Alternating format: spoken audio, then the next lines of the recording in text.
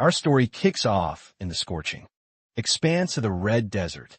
In this barren land, where life barely clings on, a tiny lizard finds itself hunted by a cackle of hyenas, their eerie laughter echoing through the desolate wastes. But before the little critter could meet its gruesome end, a whirling blade suddenly intervenes. Slicing through the air with deadly precision, a young boy, the axe's owner, charges in, flipping the roles of predator and prey. His steps kick up clouds of crimson dust as he closes the gap with a hunter's fierce determination. With another axe gripped tightly, he lunges forward, a whirlwind of pure ferocity. The clash of primal instincts ends, with the boy slaying the pack's leader, unleashing a bone-chilling, victorious howl. The remaining hyenas scatter, tails tucked in fear, their courage utterly shattered. The little lizard, wide-eyed, marvels at the boy's incredible prowess, its tiny heart racing with awe and newfound admiration. Saved from its doom, it decides to trail after him, much to his utter annoyance. Too small to eat and seemingly useless for hunting, the boy tries to shoo it away, waving his hands and grumbling under his breath. But the lizard persists, completely undeterred. Frustrated, the boy chastises the tiny creature until it suddenly reveals its incredible hidden talent, breathing fire like a living flamethrower, a spark of defiance lighting up the arid air. Their quarrel is abruptly silenced by a deep rumble. From beneath the very stone they chose as a resting spot, it stirs, revealing itself as a massive, slumbering beast. Thus, the unlikely duo flees for their lives, pursued by an enraged, earthen rhinoceros. Its massive form barrels through the terrain. They scramble desperately through the desert, until they reach a cliff with no time to spare. The boy leaps into the unknown, indifferent to the terrifying drop, the wind howling in his ears. Thanks to his unnaturally powerful legs, he absorbs the colossal fall with ease, landing with a resounding thud that would have crippled an ordinary person. At the bottom, he encounters a mysterious hooded figure, seated calmly beneath a withered tree, an aura of deep mystery surrounding him. Curiosity flickers in the boy's eyes. But the rhino is still hot on his trail, its enraged bellows growing even louder. Gripping his axe, the boy resolves to stand his ground, ready to prove his true lineage. As a descendant of the Black Dragon, the hooded figure rises with patient grace and slowly lowers his hood, revealing striking white hair and piercing blue eyes, commanding an undeniable air of strength. Bro, he's literally Griffith from Berserk, but with straight hair this time. The beast locks eyes with the man, and in one breathless moment, it turns tail, retreating without a fight, such as the overwhelming power of true aura, an invisible force that needs no weapon at all. The boy is utterly dumbfounded, his grip on the axe slackening in utter disbelief. The enigmatic man smiles, asking if the boy is unharmed, his voice calm and soothing, yet carrying an undeniable edge of authority. Little did the boy know that this chance meeting would utterly alter his destiny and forever reshape the fate of the world. Ananta, the young hunter, leads his savior back to his village, the weight of the encounter still heavy on his mind. In his thoughts, the villagers, naturally curious, gather to learn about the foreigner. There whispers a mix of wonder and caution. Ananta's sister, however, is far more concerned about her brother's disappearance. She scolds him for wandering into mystic territory, again warning of the grave dangers that lurk there. To make matters worse, he's brought home an odd critter and a mysterious stranger to boot, complicating her worries even further. Ananta eagerly introduces the man to his sister, Ashta, his voice brimming with unbridled enthusiasm. Suddenly, Ashta's illness strikes, forcing her into a violent fit of black bile coughing, her strength fading as quickly as it came. A worried Ananta urges her to rest inside, his voice tinged with both guilt and deep concern. The foreigner is then escorted to the elder's home, treated to hearty food and warm hospitality, the villagers showing their immense gratitude to the man who saved their young hunter. The man, introducing himself as Gillo, is welcome to stay as long as he needs. His presence is an enigma, yet sparks intense curiosity. Still, the little lizard remains incredibly wary of him. Its tiny eyes never once leave his form, as if sensing something the others are completely oblivious to. The village head assigns Anunta to be Gillo's guide. During his stay, a duty the young boy accepts with immense pride. When directly asked what brought him to such a remote and unforgiving land, Gillo explains he's a dedicated explorer, researching the intricate cultures and powerful incarnates of different regions. To clarify, he unfurls a weathered map, its edges worn from countless arduous journeys, and shares thrilling tales of his travels, from the great empire of the East, through the icy ridges of the North, to the vast forests of the West. Now, he bravely navigates the treacherous Red Desert, seeking the legendary tale of a special incarnate, the incarnate known as Ajitahaka, a mythical being, indeed, and one of the first 6 incarnates to ever receive divine power. Ajitahaka is heralded as the strongest among them all. Feared and revered, this legendary black dragon has loomed large over history as an awe-inspiring symbol of untamed power. Dubbed the evil incarnate, Ajitahaka, the magnificent black dragon, is the ultimate object of Gillo's quest, a legend simply waiting to be unraveled. Mr. Gillo stayed with Anunta and his sister, and he even whipped up a special medicine, made from boiling rare Giardia, to boost her compromised immune system and vitality. Just one sip of the powerful soup quickly made Ashta feel significantly better. Today, he intends to journey down the nearby river to investigate something. Anunta, eager to tag along, being Mr. Gillo's official guide, the duo set out for the riverside. Before their departure, Ashta lovingly reminded her little brother to be safe out there and return home in one piece. As the duo left the village, the young boy couldn't help but notice that the grown-ups were shooting poisonous glances at the mysterious foreigner. It didn't take them too long to reach the expansive river of the Red Desert. While trekking and enjoying fish that they'd freshly caught from the river, the boy then asked Mr. Gillo if he'd made any real progress in his research after a week since arriving in the village. Unfortunately, progress was painstakingly slow. All he'd managed to piece together were small fragments of the history of the Black Dragon's descendants. Anunta's ancestors once endured constant assaults from external forces, but thanks to the Black Dragon's timely help, they were able to hold their ground. The Black Dragon's present-day descendants, like Anunta, proudly continue the warrior tradition, worshipping the great Ajitahaka. That's about the full extent of what Mr. Gillo knows as of now, because for some unknown reason, the adult villagers just stubbornly refuse to tell him anything more. It's as if they're deliberately hiding something. Anunta dismissed Gillo's concern, calling it overthinking. Then, changing the subject, Mr. Gillo asked why he was still hunting behind his sister's back. Gillo didn't want to pry too much, but the kid was accumulating more and more injuries from his daring escapades lately. Even though Ashta might catch on very soon, little bro still wants to keep his side hustle a secret. He doesn't want to make her worry any more than she already does.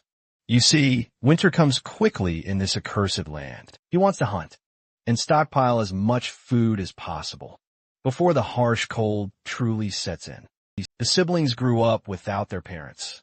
They both tragically died from a disease, while Anunta was still just a baby. Since then, Ashta has always been fiercely protective of her little brother. Anunta feels a deep guilt that his sister's entire life has revolved around taking care of him, even missing her prime marrying age. So, he wants to prepare a proper dowry for her, so she can finally start her own family. Gillo asked if achieving this would be difficult, and the boy just smiled, answering it wasn't. Everything he does is for the only family he has, after all. Enough of these depressing family talks, though. The boy is curious. Why is Gillo so interested in incarnates? It's actually pretty simple when you get down to it. He's hunting for the legendary treasure of the gods. These mystical treasures are rumored to be the very source of the first 6 incarnates. Tremendous powers. They are relics that completely defy the laws of the world and the limits of human understanding. Should anyone manage to seize these 6 relics, each holding the boundless power of deities, they would essentially be reborn and finally glimpse the world beyond the curtain. After hearing about these treasures, Ananta, in a slip of the tongue, asked Gillo if he was after the village's ancient scale. After an entire week of fruitless searching, Mr. Gillo just snagged his very first lead, and it came from the kid realizing he'd totally messed up. Ananta finally caved in, on the strict condition that Gillo never tell anyone, that he'd blab about it back when they were kids.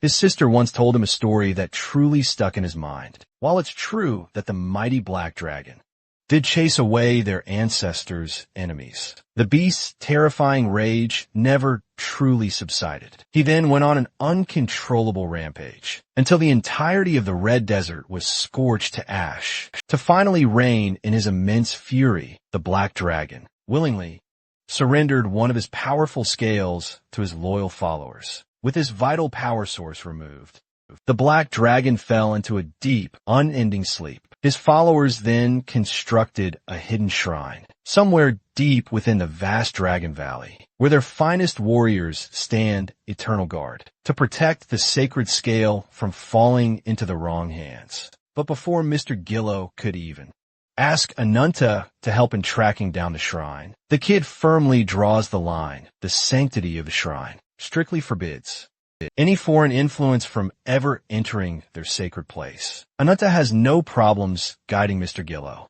anywhere else, but the Dragon Valley itself is strictly off limits. The man didn't fight him on that point, but he did ask the kid to accompany him to one more place. By sundown, they had reached a towering cliff where the immense vastness of the Red Desert and its breathtaking beauty could be admired best. Bathed in the golden light of the setting sun, Mr. Gillo began to passionately profess his dream. He longs to discover a world that lies beyond their current one, a realm connecting to the land of gods. And until that dream is realized, he'll push forward with his relentless exploration. Even if it means scouring the entire planet, his journey will truly never end. Even if he has to turn everyone into his enemy. That's what Mr. Gillo inquired. If Ananta had ever connected the dots between his ancestry and the fabled incarnate, Gillo then revealed that there was a strong possibility that Asta's debilitating sickness was directly tied to the Black Dragon's curse. Ajitahaka remains as enigmatic as the rest of the all-powerful incarnates. But what is known is that he serves the evil god, who commands curses and death. So it's not too far-fetched to imagine a creature serving under such the vilest of gods would one day turn against the very people. Gillo continued, asserting that the Black Dragon was merely exploiting Ananta's bloodline to pass on the evil god's devastating curse. The boy's parents tragically died from an unknown illness, and now his sister is hopelessly suffering. Little did Ananta know he was being thoroughly gaslit and manipulated by the man's unparalleled silver tongue. Upon hearing that his parents' deaths and his sister's endless suffering were all caused by the Black Dragon, pushed him to the brink of utter despair.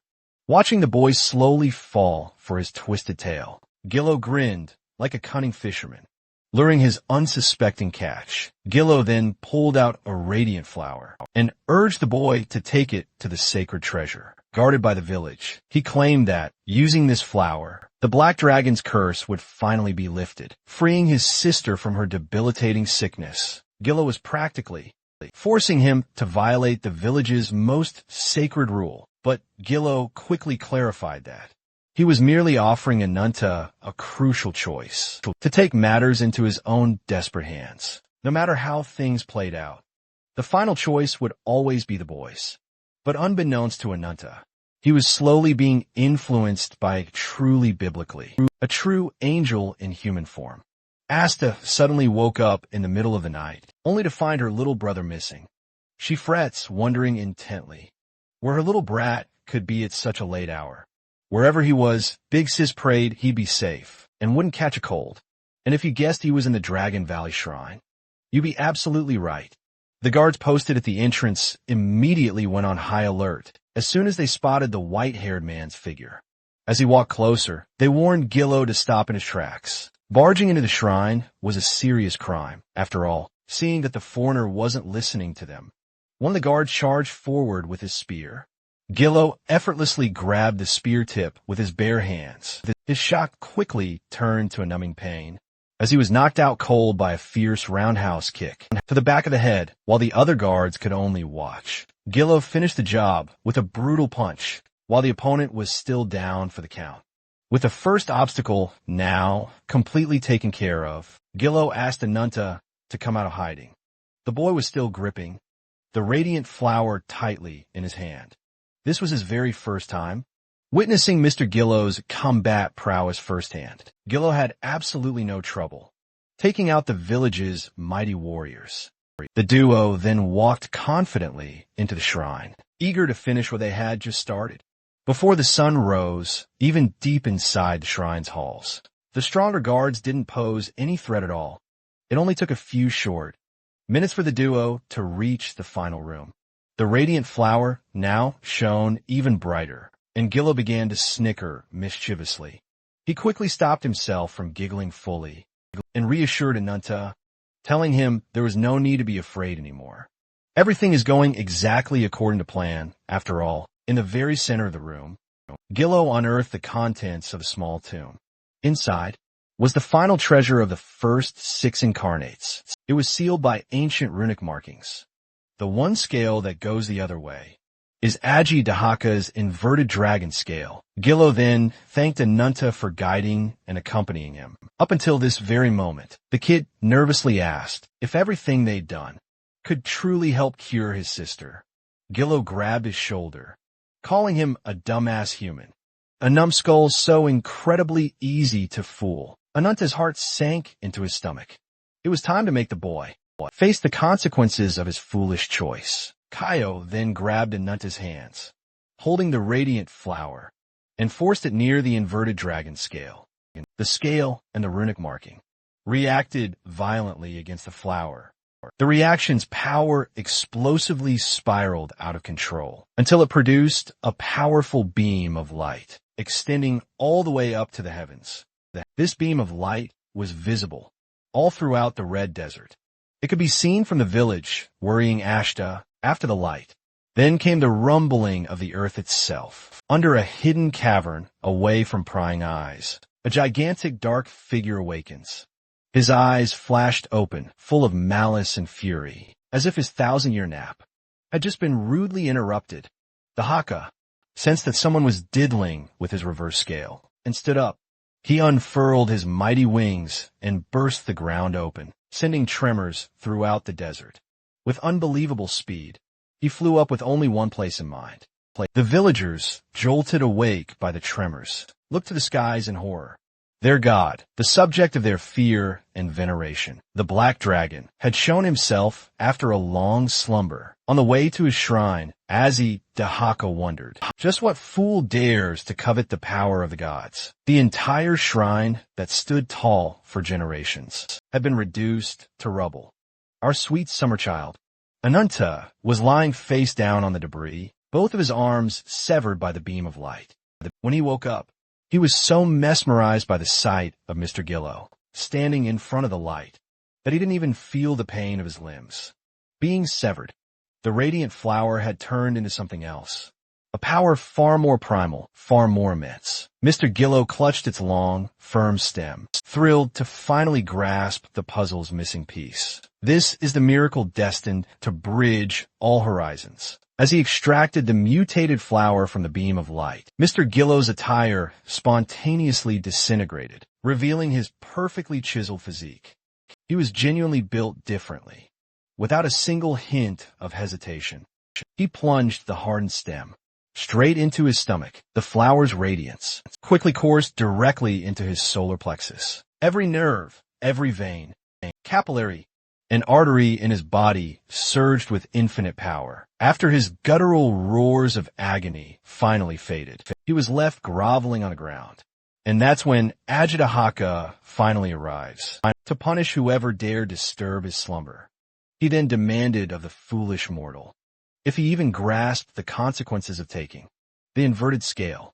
The evil incarnate then demanded to know the naked bastard's name.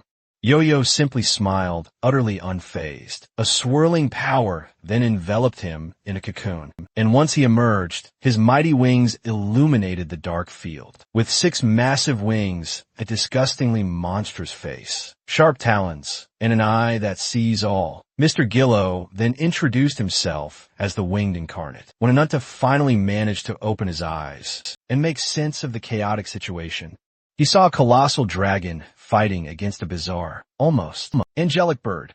Ajitahaka could feel the multiple treasures that had been absorbed into Gillo's very being.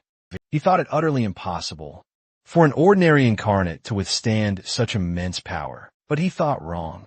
The flame of anger inside the black dragon's heart was fiercely stoked as he grimly imagined what this creature had done to the treasure's owners. Guyao simply answered, without a shred of remorse, that he merely killed 5 out of the 6 original incarnates and stole their sacred treasures. Now tonight, he intends to finish the job and eliminate the last one. He powerfully flapped his wings, and his feathers shot out like a deadly hail of bullets. Ajitahaka simply used his scaled wings to defend against this simple attack. Without the treasure of the gods, this ugly bird is pathetically weak. Guayu is unfazed by the taunts from the last remnant of the age of gods, for he's determined to tame this dragon. Right here and right now, Ajitahaka dared him to try it. While blasting a pillar of scorching flames into the skies, Guayu easily maneuvered out of the way. His 6 wings definitely not just for show. Since he wants an aerial battle, the evil incarnate joins him in the skies. It has turned into a cat and mouse game. Only if the cat and the mouse were a dragon and a thieving, biblically accurate angel. They continued to rise in altitude, with the black dragon hot on Guayu's heels. As they rose even higher, Ajitahaka conjured multiple fire spells around his body, all of them homing on the thief. The dark flames shot out fast and strong, like nuclear bombs with untold power. Guayu focused his power on the singular eye in his chest and chanted, "Let there be light." Bro is trying so hard to be God, as pretentious as it was the light effectively neutralized the dark flames in one fell swoop. Since his flames didn't do any damage, the dark dragon summoned the power of darkness. It was so menacing that it changed the art style. He slashed with his wings, and a dark hail of blades rushed to tear Guayu apart. But the winged incarnate simply grinned at such a mediocre attack. He countered with a hail of blades of his own, each one made of light itself. Guayu flexed his terrifying control and power by accurately pinpointing each dark blade and bursting it with his own. Each of the light blades continued their momentum, eager to pierce the dragon's body. Once they converged and skewered the evil incarnate, a massive and bright explosion lit up the night sky. For as far as the eye could see, the villagers could only watch as their god got bodied by the random foreigner they took in a week ago. Meanwhile, the armless Ananta fought desperately to rise. He gasped, desperately trying to catch his breath, but each gasp of air burned his lungs. Even amidst such agony, his only concern was his sister. At last, the final one of the first 6 incarnates had fallen. His once mighty form now lay disheveled and riddled with damage. Meanwhile, Gillo, on the other hand, looked utterly ready for another god-level battle without breaking a sweat. He flashed a smug smile after obliterating the dragon's heart and vanquishing the final boss. He certainly earned the right to be a little smug. But that infuriating snicker was pushing it, though. Finally, with all his hard work complete, he possessed all the tools to ascend to the heavens. And so, Mr. Gillo, the wings incarnate, soared to the clouds and never stopped. Ananta gazed upon the consequences of his foolish actions, filled with fear and utter devastation. He had only wanted to help his sister, but instead, he'd forged a peerless deity. With Ajitahaka's dying breath, the dragon called out to the child and asked if he had helped bring ruin to everything. Ananta trembled beneath the dying dragon's gaze as he profusely apologized for his foolishness. as an evil god writhing at death's door.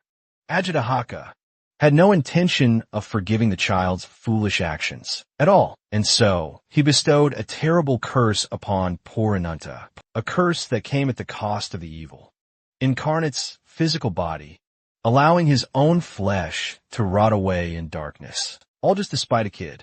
The remaining power within his gigantic frame sizzled and bubbled furiously. Ajitahaka's remaining spiritual force twisted into the form of pure darkness and raw ferocity. The body once deemed too tough to pierce was ripped apart to make way for the Avatar's escape. Ananta stared, horrified, at the evil god's perverse wailing, his young mind barely comprehending the horrific scene, fueled by an unfathomable hatred. The dragon's spiritual force surged to the skies once more. He visibly burned through his dwindling spiritual force every second, but he had one last petty agenda to fulfill. Once Ananta realized where the monster was heading, a chill of pure dread crept up his spine. That goddamn dragon is heading straight for the village. A monstrous vision, a physical embodiment of hell itself. Ajitahaka quickly reached his chilling destination. In a terrifying blink, he saw the ancestors of the very men and women who had worshipped him for generations. And without a flicker of hesitation, he burned them all down to smoldering ashes.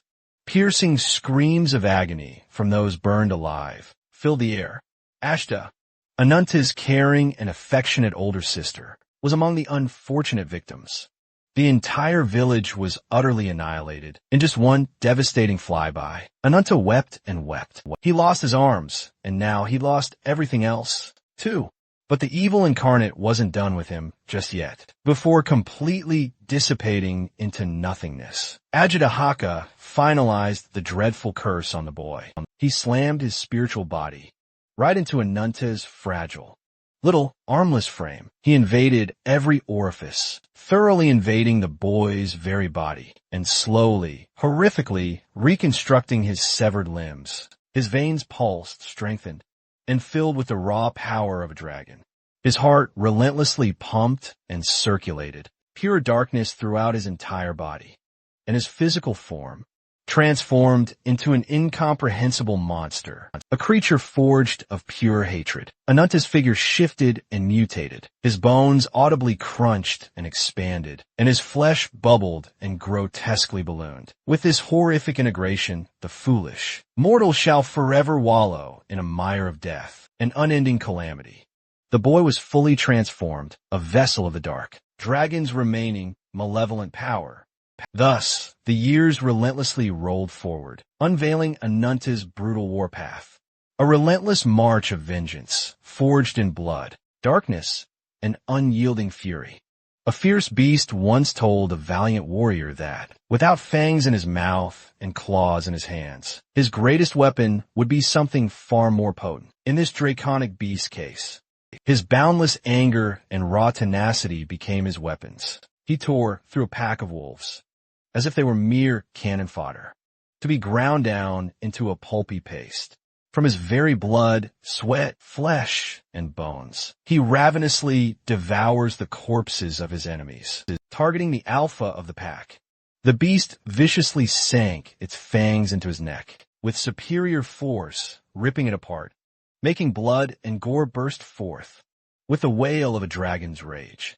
He shall kill and kill again in this world. Beasts possessing mysterious powers are dubbed as mystics. The few mystics made in the form of humans, molded by the gods, were called incarnates. Most of them helped humanity in their own ways, but there were those who became drunk on their own power.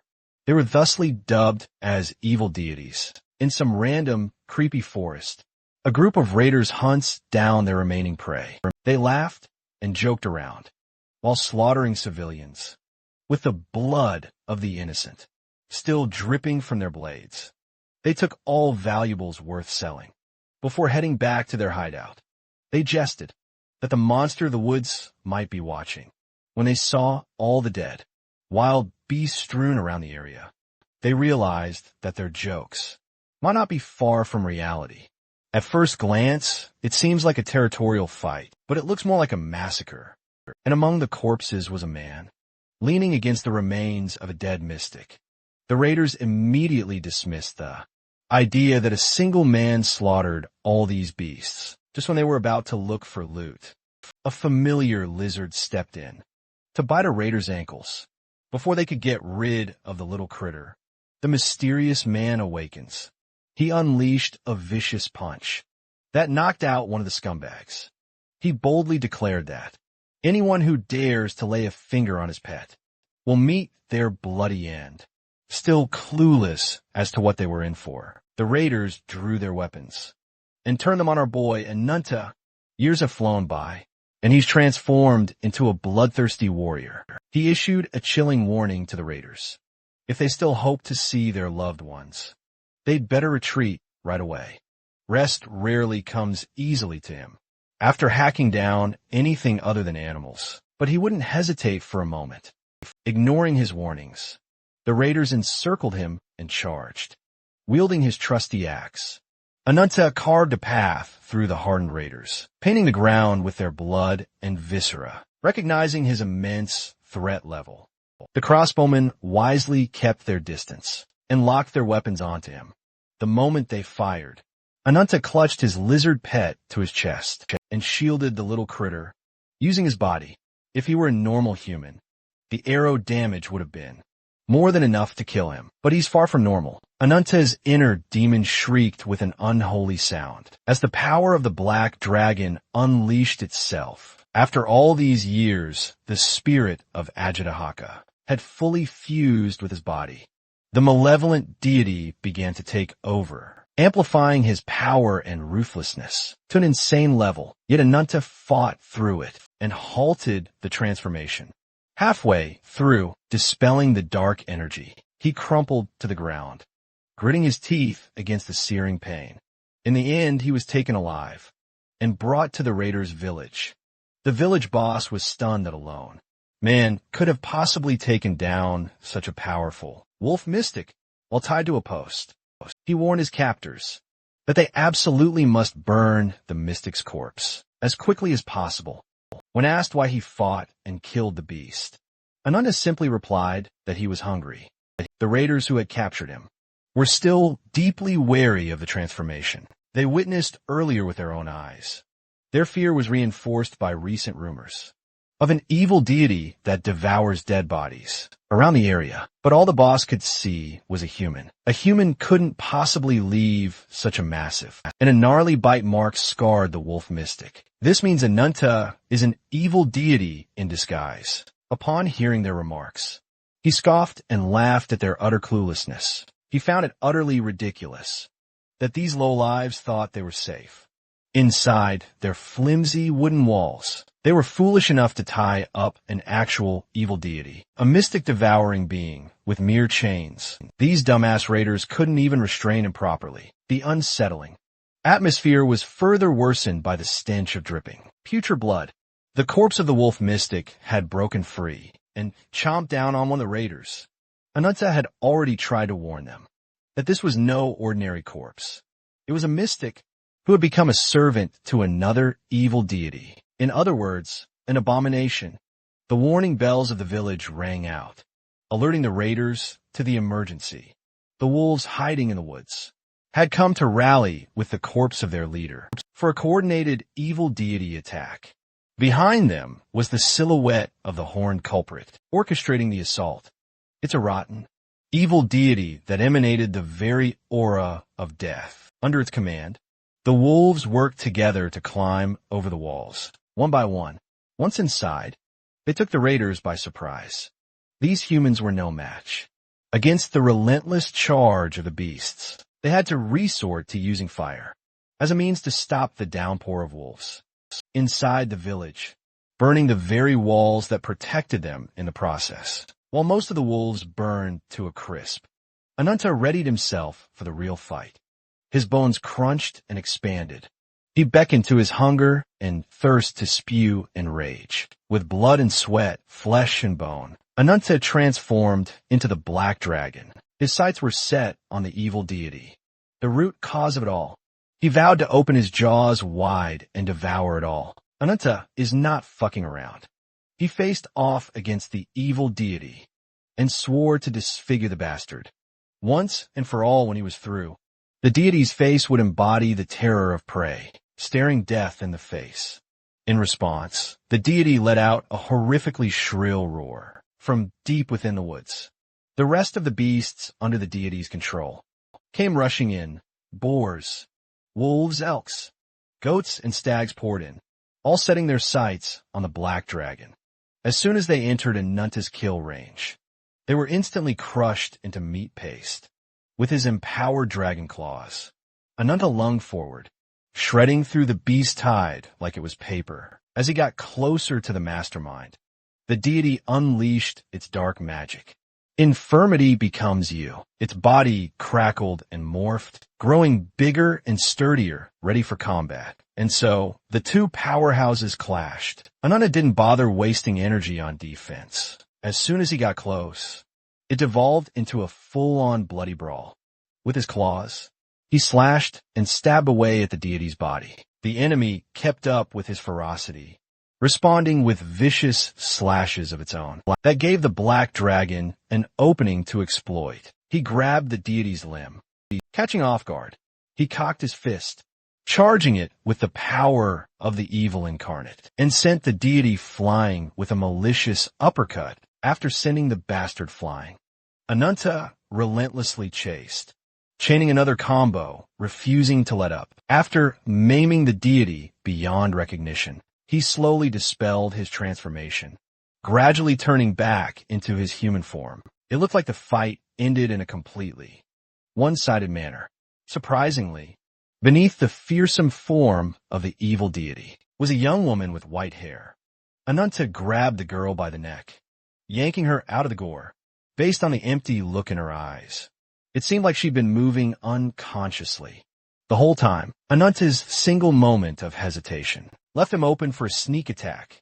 For a split second, a colossal crow descended from the skies, launching sharp feathers. It finally makes sense. The girl was just another victim after all.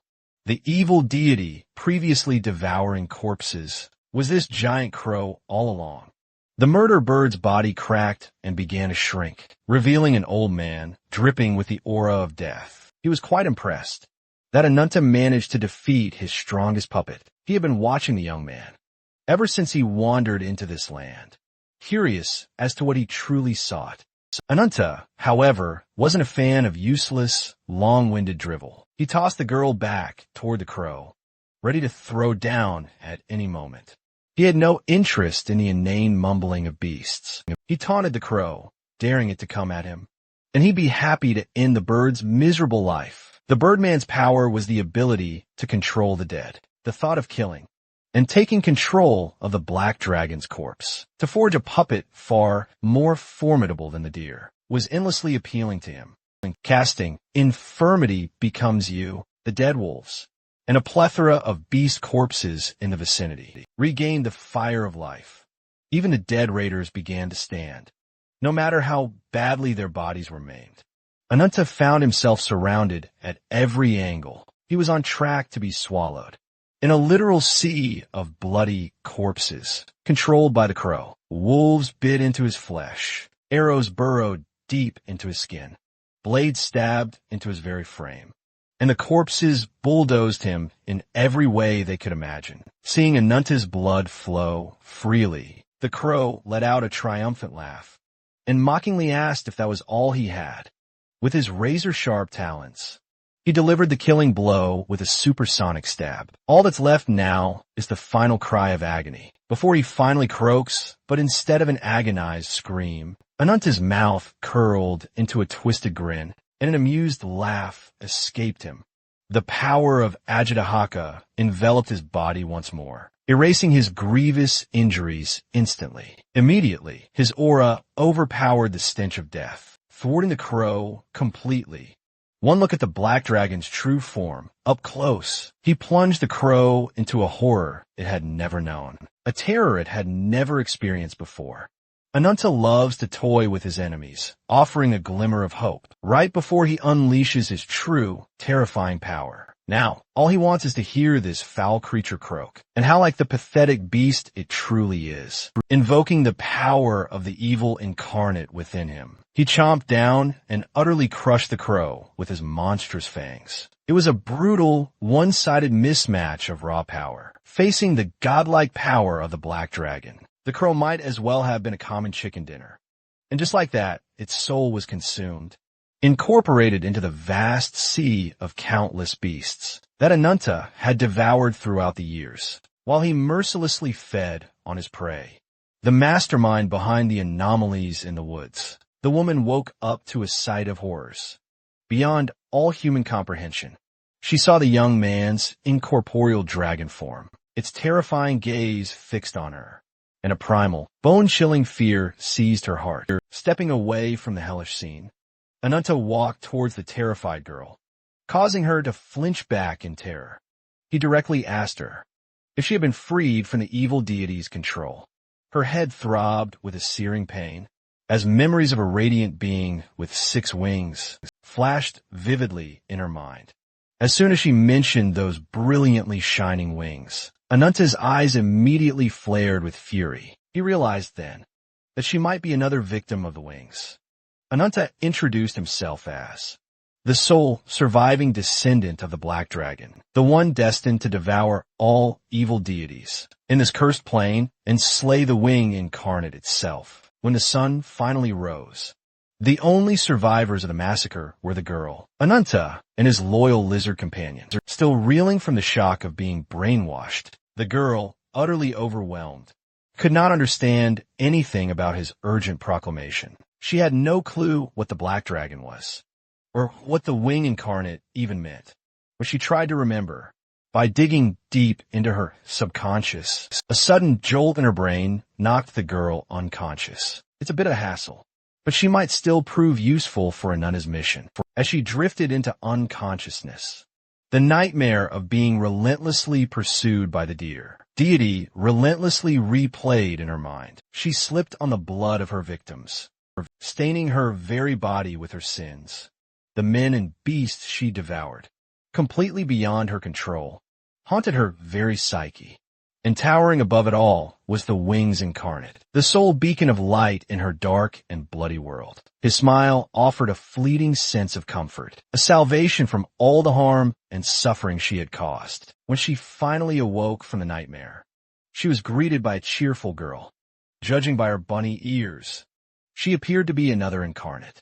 Ananta, on the other hand, ordered his pet Ruby to deal with the corpse mountain. With her surprisingly small body, Ruby unleashed a massive torrent of flame that consumed the remains of yesterday's war. As the inferno blazed higher, the souls of the damned let out one last, ear-piercing screech. With that, all the abominations under the evil crow, deity's control, were finally dealt with. Ananta strode towards the bunny girl and smacked her on the head for bringing him worthless information. As an info mercenary, she was quite terrible at her job. Ananta had wasted his time on another bad lead. But since he'd handled the problem in these woods, he was still entitled to his pay. The bunny girl was more concerned about the mysterious girl's identity, though. She didn't quite grasp what was happening yet. But she did remember her name was Nadia.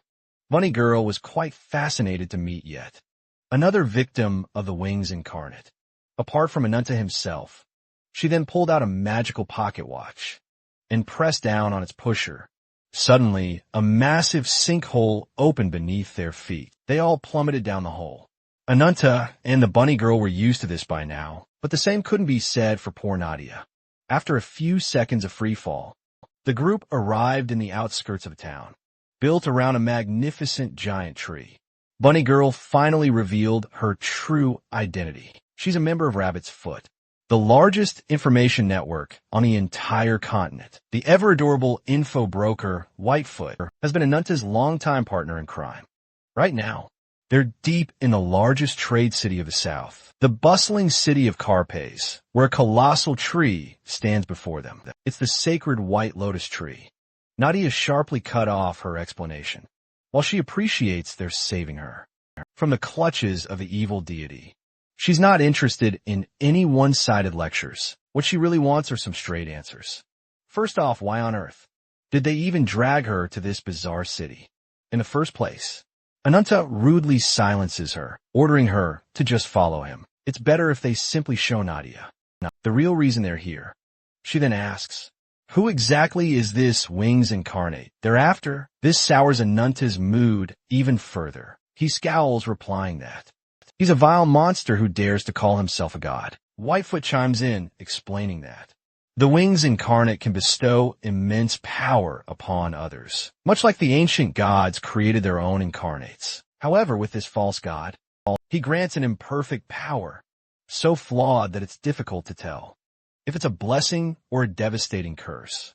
Finally, the group arrives in Carpe's seedy underbelly. Here, in the black market, slaves are openly sold. Something drastic happened recently that's caused a massive boom in the local slave trade. Slave hunters are working overtime, bringing in all sorts of foreigners and vagrants, even going as far as selling powerful mystics. Before Nadia can ask any more questions, Ananta roughly shoves her into one of the slave houses. When she opens her eyes, she's surrounded by people who have had their lives forfeited the moment they were captured.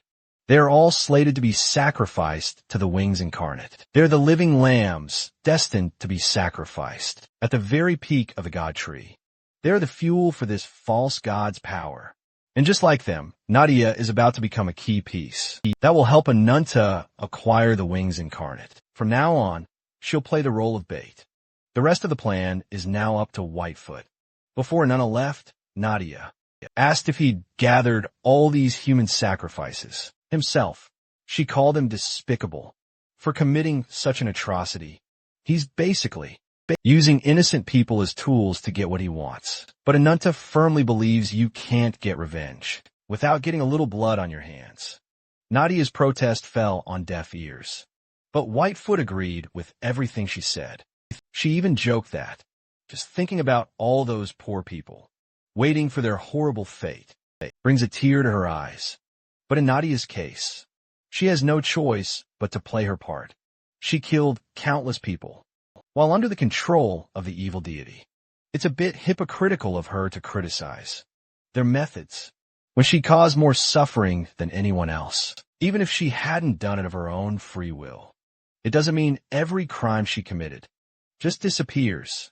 Whitefoot asserted that Nadia's anger shouldn't be directed at her and Ananta. She must remember they share a common enemy, the wicked Wings incarnate. Meanwhile, our boy had already arrived at his next destination, Carpe's Coliseum. He's checking his gear and getting ready for more bloodshed. Whitefoot found him at the Coliseum gate. She's worried they might have overdone it this time around. Nevertheless, she managed to get Nadia to agree to help their cause. Right now, she's being led by the Guardians of the Wings to the temple in the White Lotus Tree. As planned, the living sacrifices will definitely be their ticket to meeting the Wings incarnate. They have Nadia inside the temple, a place usually inaccessible due to the White Lotus Tree's barrier. Offering her as a sacrifice also grants Ananta permission to fight in the arena. The winner of the Battle Royale will be awarded the White Lotus Tree branch to finally meet the Wings incarnate.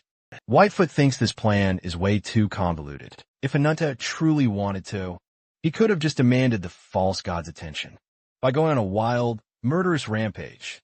As cruel as he may be, there are certain lines he simply won't cross. He might be a monster, and yet he insists on distinguishing himself from mere beasts. He's trying to exact revenge while adhering to his ideals.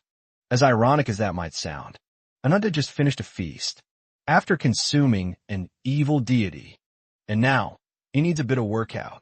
He told Whitefoot to stay put and watch him slaughter beast after beast. She's just worried he'll attract too much attention and derail their plans. In the arena, the fight is already raging on. A line of organized knights raise their shields and spears against a colossal cheetah. The beast snarled, but the captain was unfazed as he rallied his troops. Their formation was disrupted, not by a beast attack, but by Ananta's sudden entrance. He called them clowns and demanded they stay out of his way. The cheetah dared to raise its claws against Ananta, and he easily countered with a vicious double-axe chop to swiftly end the bout. Whitefoot had already warned him not to draw so much attention. Yet here he was dicing up a mystic like it was nothing. The knight captain could not believe his eyes. He had never seen a single human overpower a mystic to this degree. With the cheetah weakened, Ananta jumped in and whacked the overgrown kitty in the head. The crowd was speechless as they all heard the crunch of the mystic's skull. Ananta unleashed a guttural war cry that echoed throughout the entire arena. He sets his sights on the god tree, itching to get up there and chew the wings incarnate up alive. Meanwhile, the human sacrifices, including Nadia, they've been escorted past the tree's barrier. The man waiting for them at the end of the ruins assured them they have nothing to fear, for they are wholeheartedly welcome at his temple. The temple is protected by a barrier so powerful that people call it holy ground. No one knows why, but the Wings Incarnate has established it as his nest and demands living sacrifices. Those who offer sacrifices are given the chance to fight in the Carpe's arena. If they prove their might against powerful mystics, the fighters are rewarded with a god tree's branch. They are then bestowed great power by the false god and inducted into the Guardians of the Wings. In order to break through that airtight defense, Nadia will blend in as a sacrifice. She begrudgingly agreed to the plan, but she's still curious as to why Ananta is so hell-bent on killing the Wings Incarnate. Whitefoot can't tell her the exact reason at the moment, but if there was ever such a thing as Revenge Incarnate, she couldn't imagine a better fit than Ananta.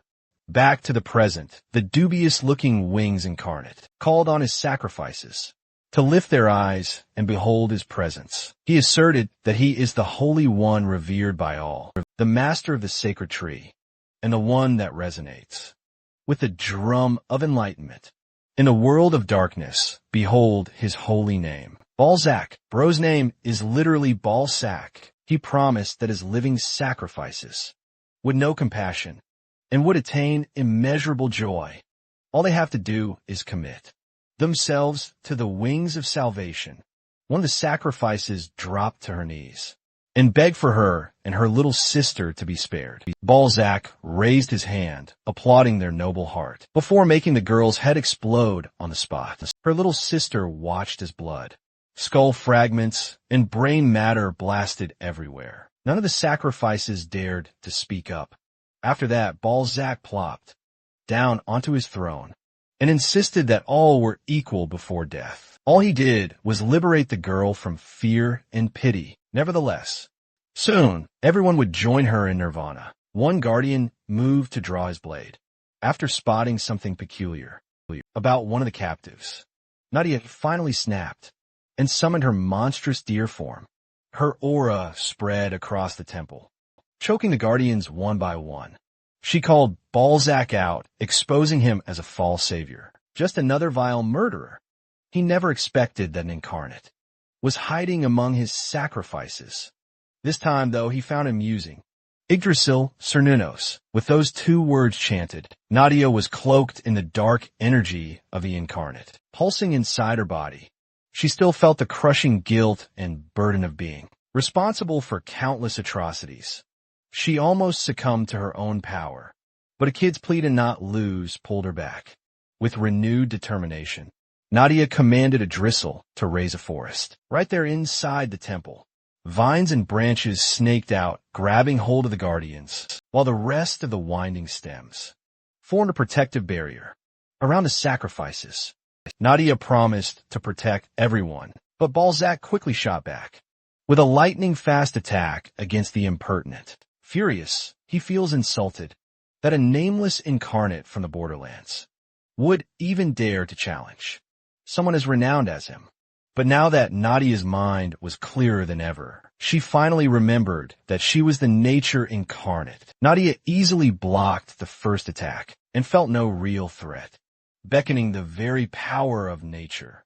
She formed a hammer made of Yggdrasil vines. With this wooden construct, she intended to crush Balzac once and for all. And with a cheeky grin, Balzac summoned an immense, ancient power. As he chanted his spell, "Annihilation becomes you," the explosion could be heard, all the way down in Carpe's arena. Ananta knew he was running out of time. Nadia watched in horror as her attack shattered into a million little pieces. Yggdrasil cast her most powerful offensive spell, was instantly nullified with a single blow. Balzac then scoffed, asking if that was truly the last of her unsightly tricks. He snapped his fingers, and a massive, grotesque creature erupted from the ground, with its truly decrepit appearance. The creature looked exactly like an abomination. Before Nadia could even comprehend what was happening, two sharp bone spikes had already plunged deep into her body. Balzac proudly introduced his grotesque, faithful servant to the astonished world. For someone who claims to be a god, he sure has incredibly demonic tastes. Carpe's favorite pastime continued on, despite the immense commotion above them. Ananta expertly sliced his way through every mystic beast that the arena unleashed upon him. He gazed directly into a white tiger's eyes and instantly understood the resentment it felt as a profound sign of respect. He did not avert his gaze from the beast's death. With one powerful swing, he crushed the valiant beast's skull. The knights, who had been sidelined, certainly didn't expect that. They would be pushed out of contention, with the mysterious young man claiming the decisive win. Just as was expected, Ananta was officially declared the winner of the arena. After the trial, the guardians emerged to bestow the sacred branch of the white lotus tree upon the victor. Meanwhile, the leader of the knights, Lord Bernhard, told his men that even if they lost, their plan would still proceed. They were absolutely determined to get the branch, no matter what. Ananta took the sacred branch into his hand. This was his vital ticket for the next part of the plan. Back in the temple, Nadia was slowly bleeding out, after being completely caught off guard by Balzac's speed. Despite her grave injuries, she still had to confront the abomination under the false god's insidious control. At this point, she was only protecting the sacrifices out of sheer unyielding stubbornness. The very people she was protecting had long since already fallen into despair. Giving them salvation from this prison of terror would be a true mercy at this point.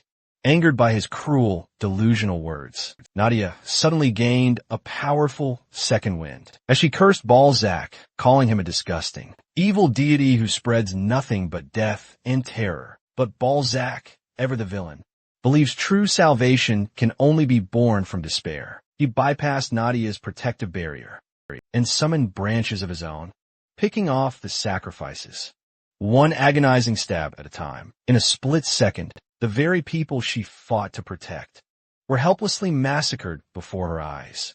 Then came the abomination, towering over the nature incarnate.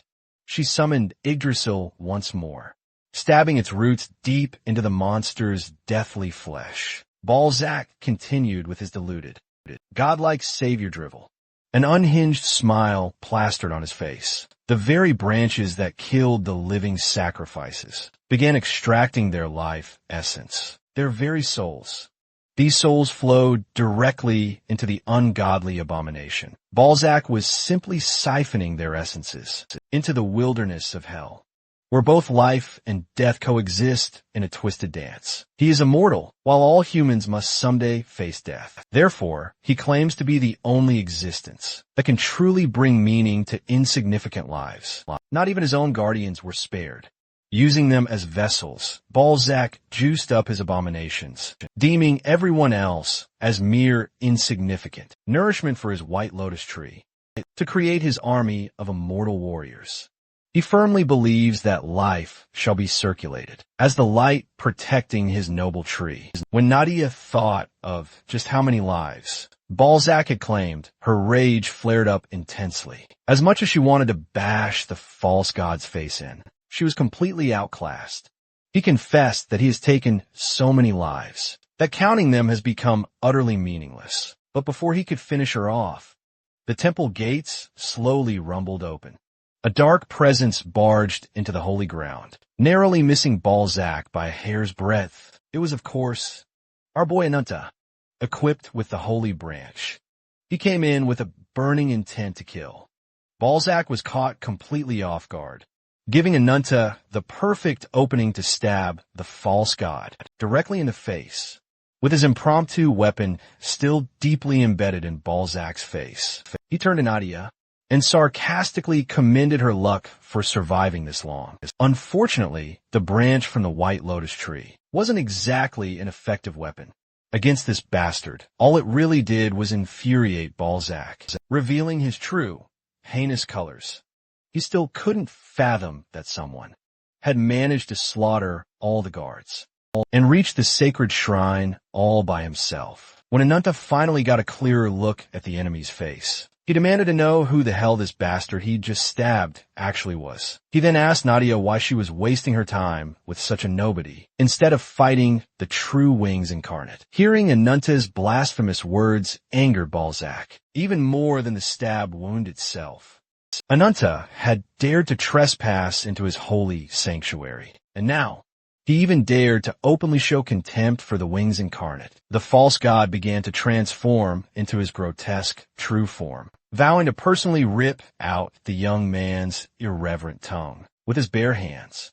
Ananta, however, simply told the bitch-ass imposter to shut up and stop cosplaying as the Wings incarnate. Meanwhile, Lord Bernhard, leader of the Arena Knights, was also relentlessly slaughtering the Guardians for his own agenda. With what remained of his battered troops, he rallied them forward, determined to kill everyone who dared to stand in their way. They had tried to time their entrance perfectly, right as the barrier was lowered for the victor, but their intended target was nowhere to be seen.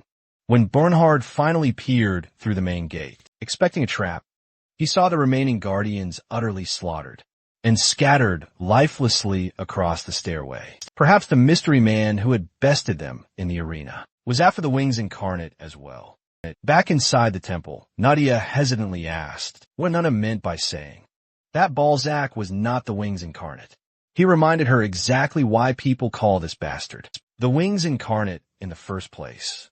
His most recognizable and defining trait is his 3 magnificent sets of white wings. Yet, this pathetic imposter delusionally claimed the name, without even a single proper set of wings. His impersonation lacked both effort and basic accuracy. Ananta was absolutely fuming, irritated by yet another wasted effort. He was certain he'd get his revenge. But standing before him was just another phony scumbag, always spouting off at the mouth. Balzac's lies completely exposed. He dropped all pretenses, refusing to listen. His remaining Guardians charged Ananta with a kill order. They didn't even warrant a full transformation. He mutated one arm into a ferocious dragon's claw and cut Nadia loose. It's up to her to salvage an impossible situation. It turns out 2 of the sacrifices, the kids, actually survived the massacre. Nadia's urgent task: retrieve the survivors and scramble to escape the temple. Ananta, on the other hand, used his single claw to rip the faces off these so-called immortal warriors, while he was busy painting the temple with the blood of its guardians. The deathly abomination opened its maw, exposing an unsettling amount of sharp teeth. Aiming at Ananta, it unleashed innumerable spikes. With incredible force, Nadia dove forward, shielding the kids from the impact with her body. Ananta was forced to unleash his full black dragon form, increasing his speed to dodge the spikes. He countered by hurtling his entire body against the bird-like abomination. At breakneck speeds, his massive, compact body, he came barreling down like a meteor, overwhelming the abomination with brute force. This disgusting monster was incredibly tough. It could tank clean hits and dish out vicious attacks of its own. But as soon as Ananta injected a touch of the evil incarnate's power into his fist, he caused substantial damage. With a single punch, he utterly crushed the abomination's jaw, crushing most of its fangs. If this were a one-on-one, it would have been a cakewalk. But Ananta is now up against another annoying bastard. Balzac's supersonic speed and immense power smashed the black dragon's chest. Under his talons, he praised the young man's strength. He found Ananta threatening enough to show his full power. Summoning his ancient power at point-blank range, he chanted, "Annihilation becomes you." Once more, Nadia, he suddenly recalled, This was the very spell that shattered his greatest weapon, but thankfully, Ananta wasn't foolish enough to get caught by a move with such a ridiculously long cast time. So he lunged, grabbing the bird's hand, and opened his maw, ready to chomp down on the chicken's head. Balzac was instantly forced to cancel his attack and quickly defend with his sharp talons. Calling Ananta a mindless barbarian, our boy tried to land another powerful swipe, but the chicken swiftly jumped backward and took to the skies, creating some much-needed space. Ananta chased after him with relentless intensity, because no matter how fast Balzac moved, he was always a hair's breadth away from being beheaded or mortally injured. The false god tried to use his advantage in aerial battles, but Ananta, incredibly, kept up with his ridiculous jumping capability. Unfortunately for the Black Dragon, though, Balzac was just trying to bait him into a disadvantaged state, leveraging his superior power in the skies. And then, the false god landed a devastating blow across Ananta's body. With the horrifying sharpness of his talons, the bird actually managed to slice off one of the Black Dragon's arms. Ananta roared, a mix of pain and pure annoyance, as the endless power of the evil incarnate within him quickly worked to regenerate the missing limb. Balzac was utterly taken aback. He thought he had finally cornered his enemy. He wasn't expecting a cheat skill, like complete regeneration. If losing a limb is solved in the blink of an eye, what else can an enemy possibly do to him? But to make matters even worse for the chicken, Ananta wasn't just a close combat specialist, using the scathing power of the Black Dragon. He could launch devastatingly sharp blows from afar. Balzac tried to defend against the projectile slash with his pathetic little twig-like branches. Unsurprisingly, the branches were quickly cut down, and the slash went on to slice his body in half. The imposter bird chirped with agony. He had truly never been pushed this hard before. His transformation was slowly becoming undone, and even while crawling on the ground, he still viewed the Black Dragon as a lowly, insignificant worm, and he still has the abomination under his control to keep Ananta occupied, and in the blink of an eye, the upper half of Balzac's body grotesquely merged with a vile abomination with this repulsive new form.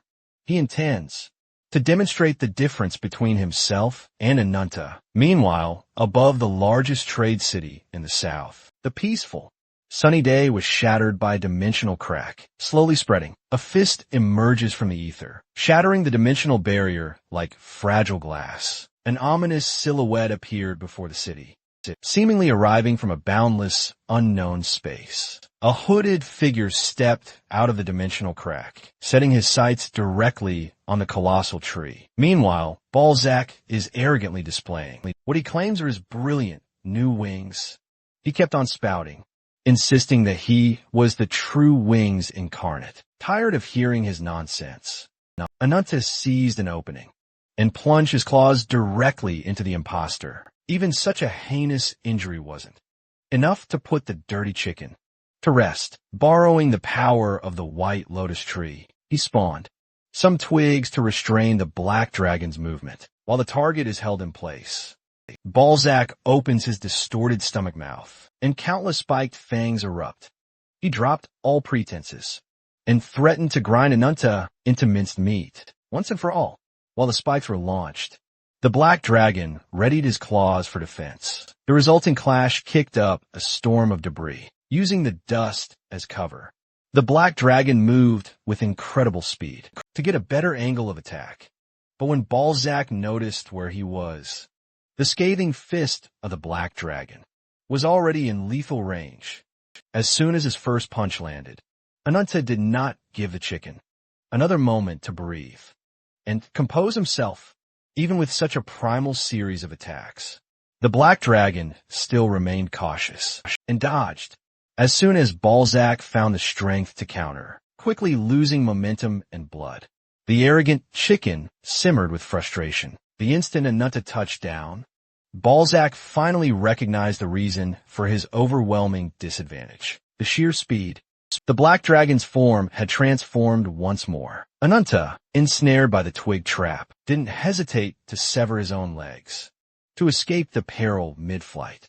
He instantly regenerated new legs, perfectly adapting their shape for unparalleled velocity.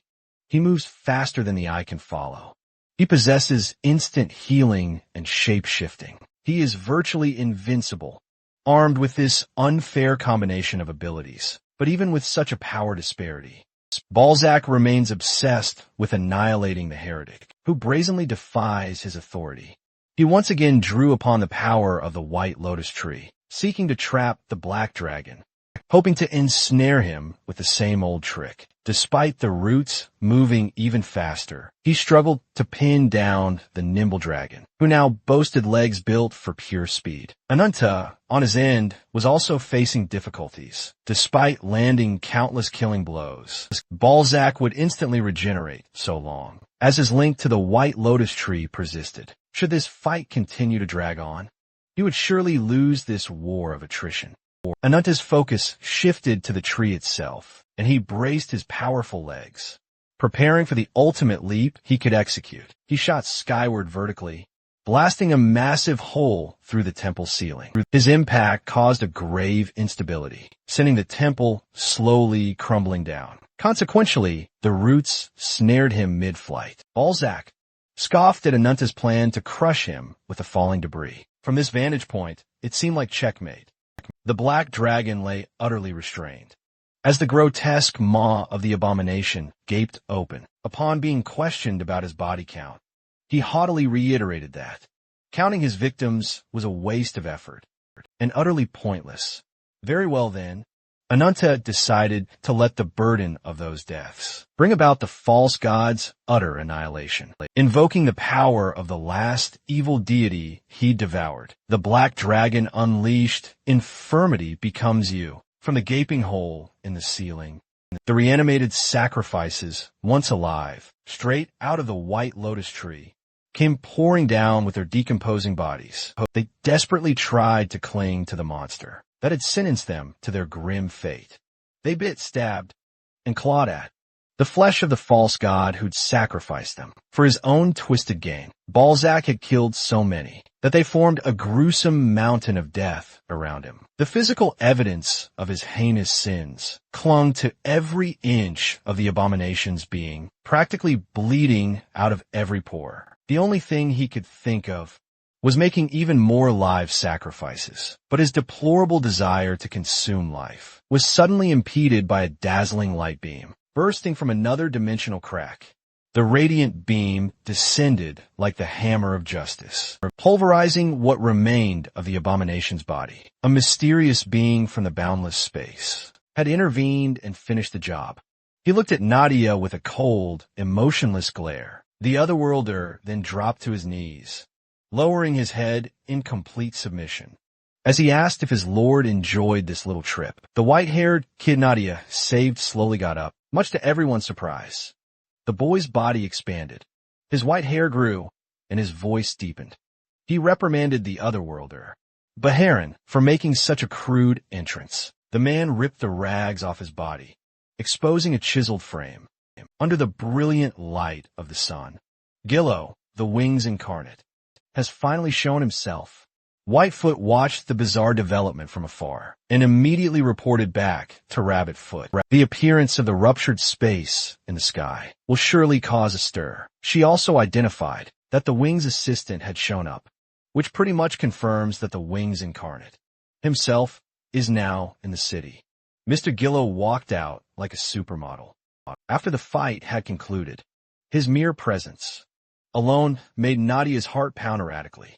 Meanwhile, Balzac still clings to the last vestiges of life, a mere whisper of existence. He gazed up at the man he had been impersonating and recognized Gillo. It was Gillo, the ruthless lord he once served, the one who had stripped him of his wings. His wings, however, had only been removed as punishment for his power-drunk madness. Baharan clamped a hand around Balzac's neck, while Gillo lectured his disgraced underling, stating that such wings were only for those worthy of ascending to the heavens. Balzac still felt the bitter pang of betrayal in his bones, for he was the one who revered his lord more than any other. He had sacrificed tens of thousands of lives just to create the body of the abomination, and regain his wings. But the foolish Balzac simply never grasped how truly insignificant he was in the grand scheme of things, like the pathetic wretch he was. With a single touch from his former lord, the false god scattered into dust. Under the mountain of decomposing corpses, Ananta's eyes snapped open. He remembered what Gillo had said to him all those years ago. He yearned to find a world beyond their own, a world that connects to the land of gods. Until he achieves that dream, his journey will never end. He would do everything in his power, even if he had to make enemies of everyone else in the world, even if his actions led to pain and suffering for everyone else, even at the cost of countless innocent lives. Remembering Ashta pumped Ananta's veins full of rage, Behan regrettably reported that the White Lotus tree appeared to have nothing to do with Gillo's endgame. Balzac had simply combined the power of the branch with a god tree. It would be shameful to compare it to the world tree itself at this point. Gillo was now more interested in meeting a certain acquaintance in the form of Nadia. Beaten and bloodied, Ananta climbed out from the mountain of corpses and set his sights on his lifelong target.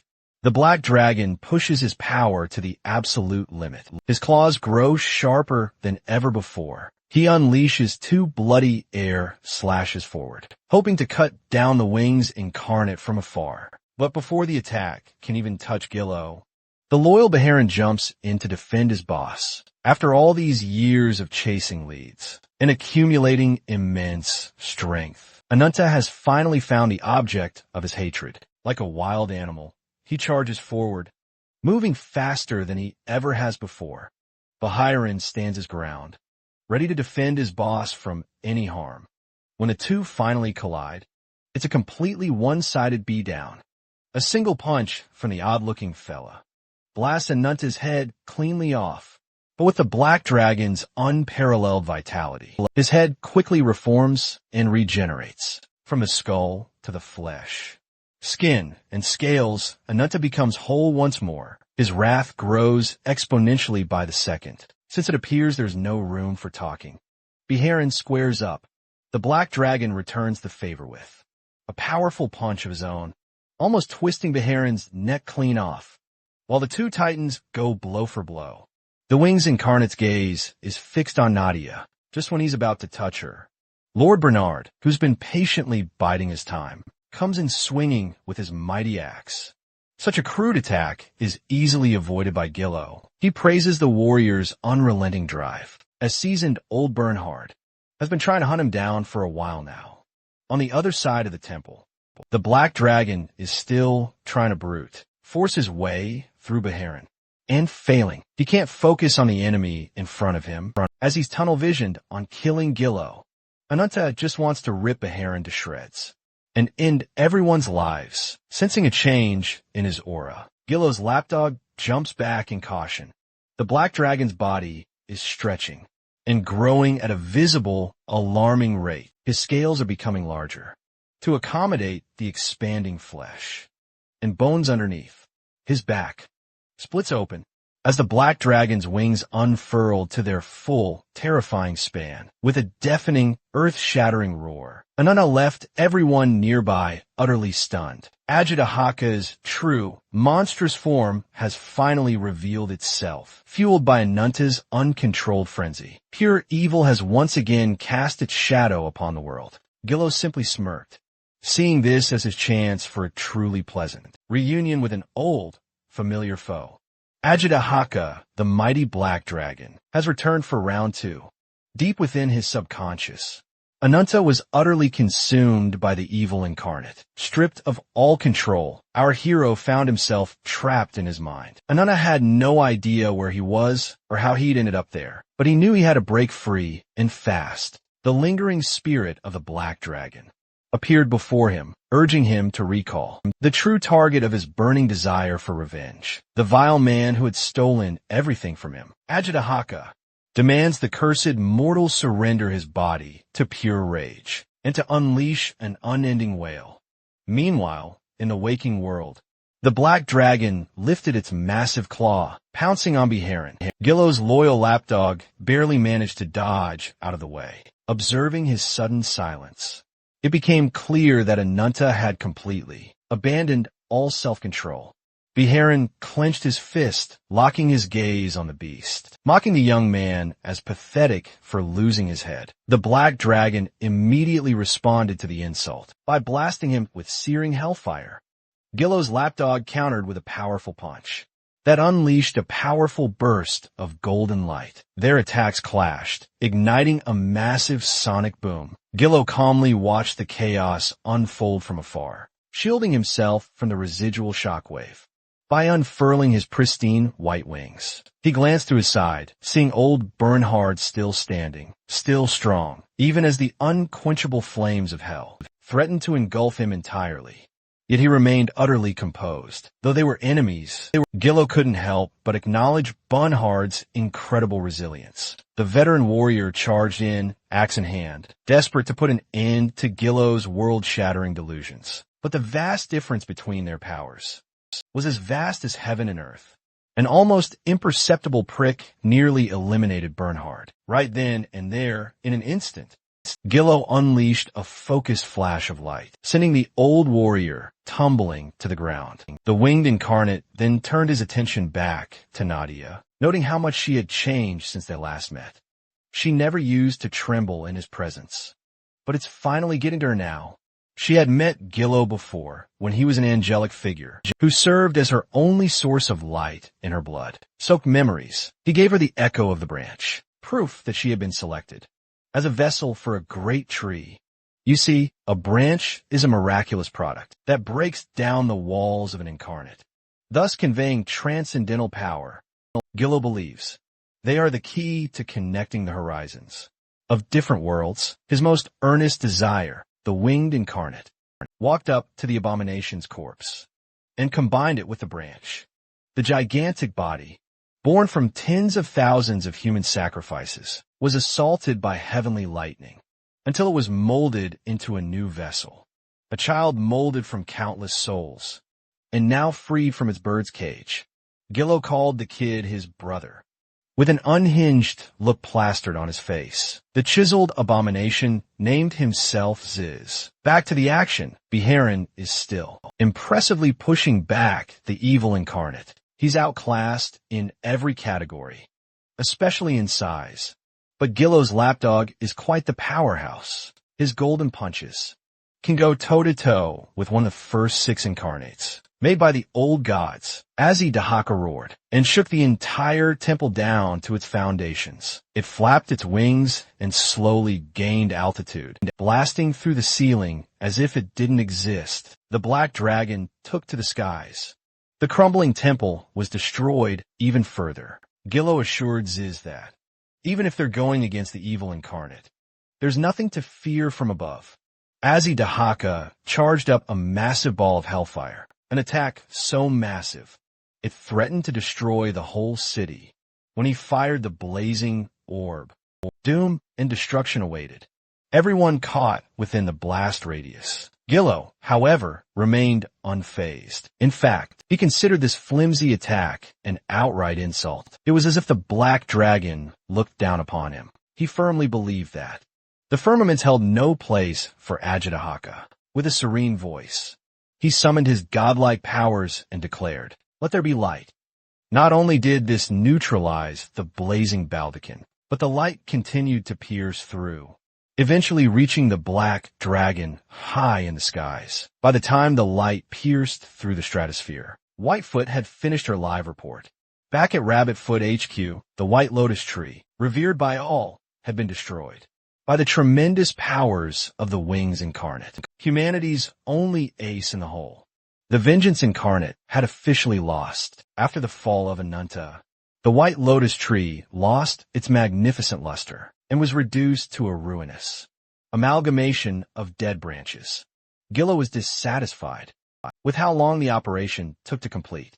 Nevertheless, it was time for him, Beharin, and Ziz to return to their pantheon. His lapdog then opened the portal, and a spatial crack appeared out of thin air. Before they left, Nadia asked Gillo why Ananta saw him as a vile beast with delusions of godhood. She had no memories of meeting him before, but he felt infinitely familiar. Gillo smirked, only now, realizing that the dragon he had defeated was that child from all those years ago. He answered that everything in this world is created through direct and indirect causes. When those two elements disperse, everything dissolves, such as inevitability. After his Riddler-esque answer, he bade farewell to the nature incarnate. Meanwhile, in a faraway land, a scar-riddled muscle, Mommy's bath time, was interrupted by her underling's urgent message. They had just received news of Lord Bernhard's return from the southern outpost. Muscle Mommy, she was thrilled her bath was interrupted by good news. If it had been bad news, Miro would have gotten a slap. The messenger then added that the Lord was arriving with an incarnate and 2 humans in tow. It would be in their best interest to reserve judgment until after they'd met their guests. Inside a fortress, strategically built and hidden deep within a mountain face, Lord Bernhard and the survivors of Carpes entered the gates. After that cursed battle, Lord Bernhard approached Nadia with an invitation to his organization's headquarters. Ostensibly, he wanted to work together against the Wings incarnate, but he was more likely interested in Anuna's power. Furthermore, Whitefoot had disappeared. With nowhere else to go, Nadia accepted the invitation and found herself heading northeast. To meet a certain person, they entered the royal hall, lined with war-hardened soldiers. From left to right, there was a watchful beast woman, a nonchalant, hulking horn man, and entering from her chambers was the scar-riddled Muscle Mommy. She was the one Nadia needed to meet, the eldest child, and former princess of the ruined kingdom of Warriors Valkyrie, the head of the people, seeking vengeance against the Wings incarnate. Sitting on the throne was Queen Lagartha Einerjar, head of Livitane. Firstly, she welcomed seasoned old Bernhard with a warm smile and insisted they omit tiresome formalities. She wanted his report about the expedition right away. Bernhard recounted, undergoing the trial of Carpes' arena. Despite some unforeseen circumstances, they managed to reach the temple and meet Gillo, the Wings incarnate. Bernhard then detailed their battle and expressed his shame for losing so handily. Queen Lagartha was angered by his shame as a warrior for returning after being marred by defeat. Old Bernhard asserted that, no matter how many times he might lose, he swore to be the one to crush Gillo's throat with his own hands. Queen Lagartha was pleased with his determined reply, her laugh echoing throughout the throne room. She then questioned who this incarnate he'd brought with him was. Nadia was introduced as the Nature Incarnate, a member of a different faction gunning for Gillo's head. Old Bernhard added that she was a new ally, one who could lend her power to their cause. She'd already helped them immensely with her potent healing magic. After the mission, Nadia agreed to continue helping in exchange for treating and protecting a barbarian man and a seemingly plain young girl. The girl, the sole survivor of the human sacrifices, was relatively healthy and would soon be sent to the civilian quarters.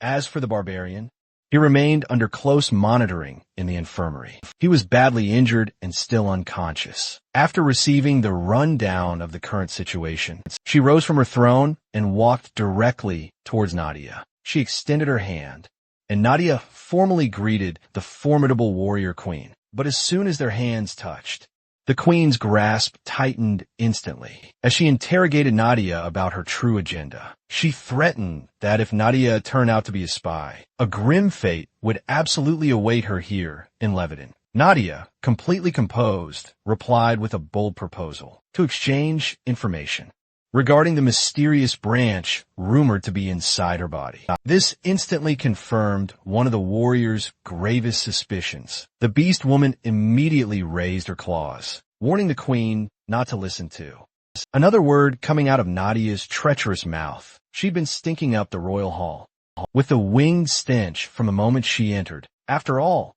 when confronted about whether she truly possessed the branch of the wings inside her body, Nadia truthfully answered, but she also swore that she knew nothing about what this mysterious relic inside her truly was. Queen Lager the reckoned that if the Wings incarnate was searching for his branch, Nadia might offer Leviton a unique opportunity that might never come again.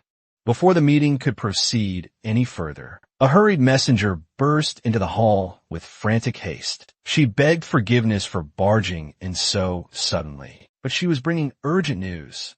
In the civilian quarters of the fortress, an out-of-control, draconic beast was causing mayhem and bloodshed. This rampage echoed the very first time. The power of pure evil itself consumed his body. Ananta had finally snapped. With power erupting from his very being, the evil entity completely overwhelmed him. It was the first time it had ever happened, and he was just a young boy back then, unable to reign in the overwhelming magic. Armless Ananta was utterly consumed by the darkness. His very perception of his body vanished bit by bit, his conscience slowly slipping away. But even in his terrifying dragon form, his gaze instinctively drifted toward the burning village. Slowly, he willed his monstrous body to crawl towards the blaze, driven by pure instinct alone. He sped up, each step causing a booming quake. Halfway there, his speed had reached an unimaginable level. As he arrived on the outskirts of the blazing village, he let out an instinctive wail of grief. Young Ananta frantically scanned his surroundings and spotted a burnt corpse where his home once stood. The horrific sight of that corpse and the sickening smell of burning flesh shocked the boy back to his senses. He tore himself free from the dragon's body and sprinted towards his burning hut. His arms had miraculously regenerated, albeit now tainted by the darkness of the black dragon. The face of Ananta's caring sister flashed vividly in his mind. Her soft gaze and youthful beauty had been reduced to unrecognizably charred remains. He remembered her last words to him were to come back safely. Somehow, he had managed to do just that. But at what devastating cost? Ananta gently took Ashta's charred corpse into his hands, her usual warmth now an unbearable heat. The young boy trembled, then screamed, his enraged heart out to the heavens, tears of blood pouring from his eyes. At that moment, the thought of ending Yo-Yo with his bare hands completely consumed his mind and heart. He had been tormented by that tragedy for years now. When Ananta finally awoke after the battle, he opened his eyes to an unfamiliar infirmary. On his bedside was an adorable little rat girl, watching him sleep. Her sight only plunged him deeper into confusion. Why is this tiny incarnate watching him sleep? Even with his body riddled with injuries he'd accumulated from the brutal battlefield, he still forced himself to his feet. His mind was still set on finding an end for Yo-Yo once and for all. Before he could even take a single step from the bed, blood erupted from every single one of his orifices. He gasped for air, desperately struggling to breathe. His vision blurred, then faded to black. Bile continuously gushed from his body. This was the brutal drawback of overusing curse power. Despite all that, Ananta still tried to rise and miserably failed. The little rat girl cheerfully bolted out of the room to find an adult. After gritting his teeth through the searing pain and regaining a sliver of strength in his legs, Ananta finally managed to drag himself out of the infirmary. The civilians in the fortress froze, solid in fear, as soon as they spotted the beaten and bloodied man stumbling through their streets. Ananta still couldn't figure out where he was. Looking up, he saw no open sky. He reckoned then that he might be in some kind of underground city. A patrolling guard soon approached, stopped him from spreading further unease. Among the citizens, judging by his strange appearance, it was evident he didn't belong in Lebanon. The guards urged him to cooperate with his arrest, or die should he resist. Ananta sighed and stood his ground, ready to throw hands, even at a literal 1 HP. The tension was broken by one man's sudden interruption, who was looking for his child. The guards referred to him as Lord Owl. Ananta then saw in this man's hand a familiar, burned-off symbol from when he was just a kid.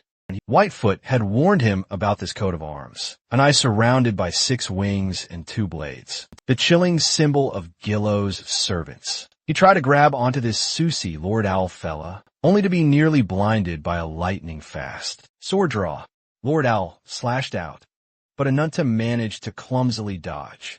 With sheer raw instinct, Owl apologized for attacking so abruptly. It's just that his pet peeve is people touching him. From behind, Ananta quickly regained his footing and ferociously retaliated with a wild haymaker. That went wide, catching the bloodthirsty glint in Ananta's eyes. Lord Owl's demeanor immediately turned serious. Owl quickly retreated to the guard's position and grumbled that he shouldn't even be fighting, as he was supposed to be off duty today. He found it wildly fascinating that, even though this young man looked on the verge of collapsing from a single strike, he was still exuding such a terrifying, murderous aura. Ananta then confronted the man about the coat of arms he held and his connection to the wings incarnate. In response, Lord Owl suddenly rushed him, sword in hand, his eyes blazing with murderous intent. Ananta's senses were incredibly sharp. He managed to deftly step out of the way before the blade could skewer his head. But Owl was utterly relentless. He attacked with fierce intensity and a brutal intent to kill. Ananta endured several cuts along the way until his back was finally pushed against the wall. Lord Owl declared that if Ananta truly sought something, then he should take it by force. With a sweeping swing, Lord Owl unleashed his devastating raptor's claw technique. Owl was stunned that his blade failed to slice through flesh. As it turned out, Ananta had managed to summon his incarnate power, just in time, blocking the attack with his dragon arms. He glared at the swordsman with pure vitriol. The guards finally made themselves useful and sent someone to report back to the queen and request reinforcements.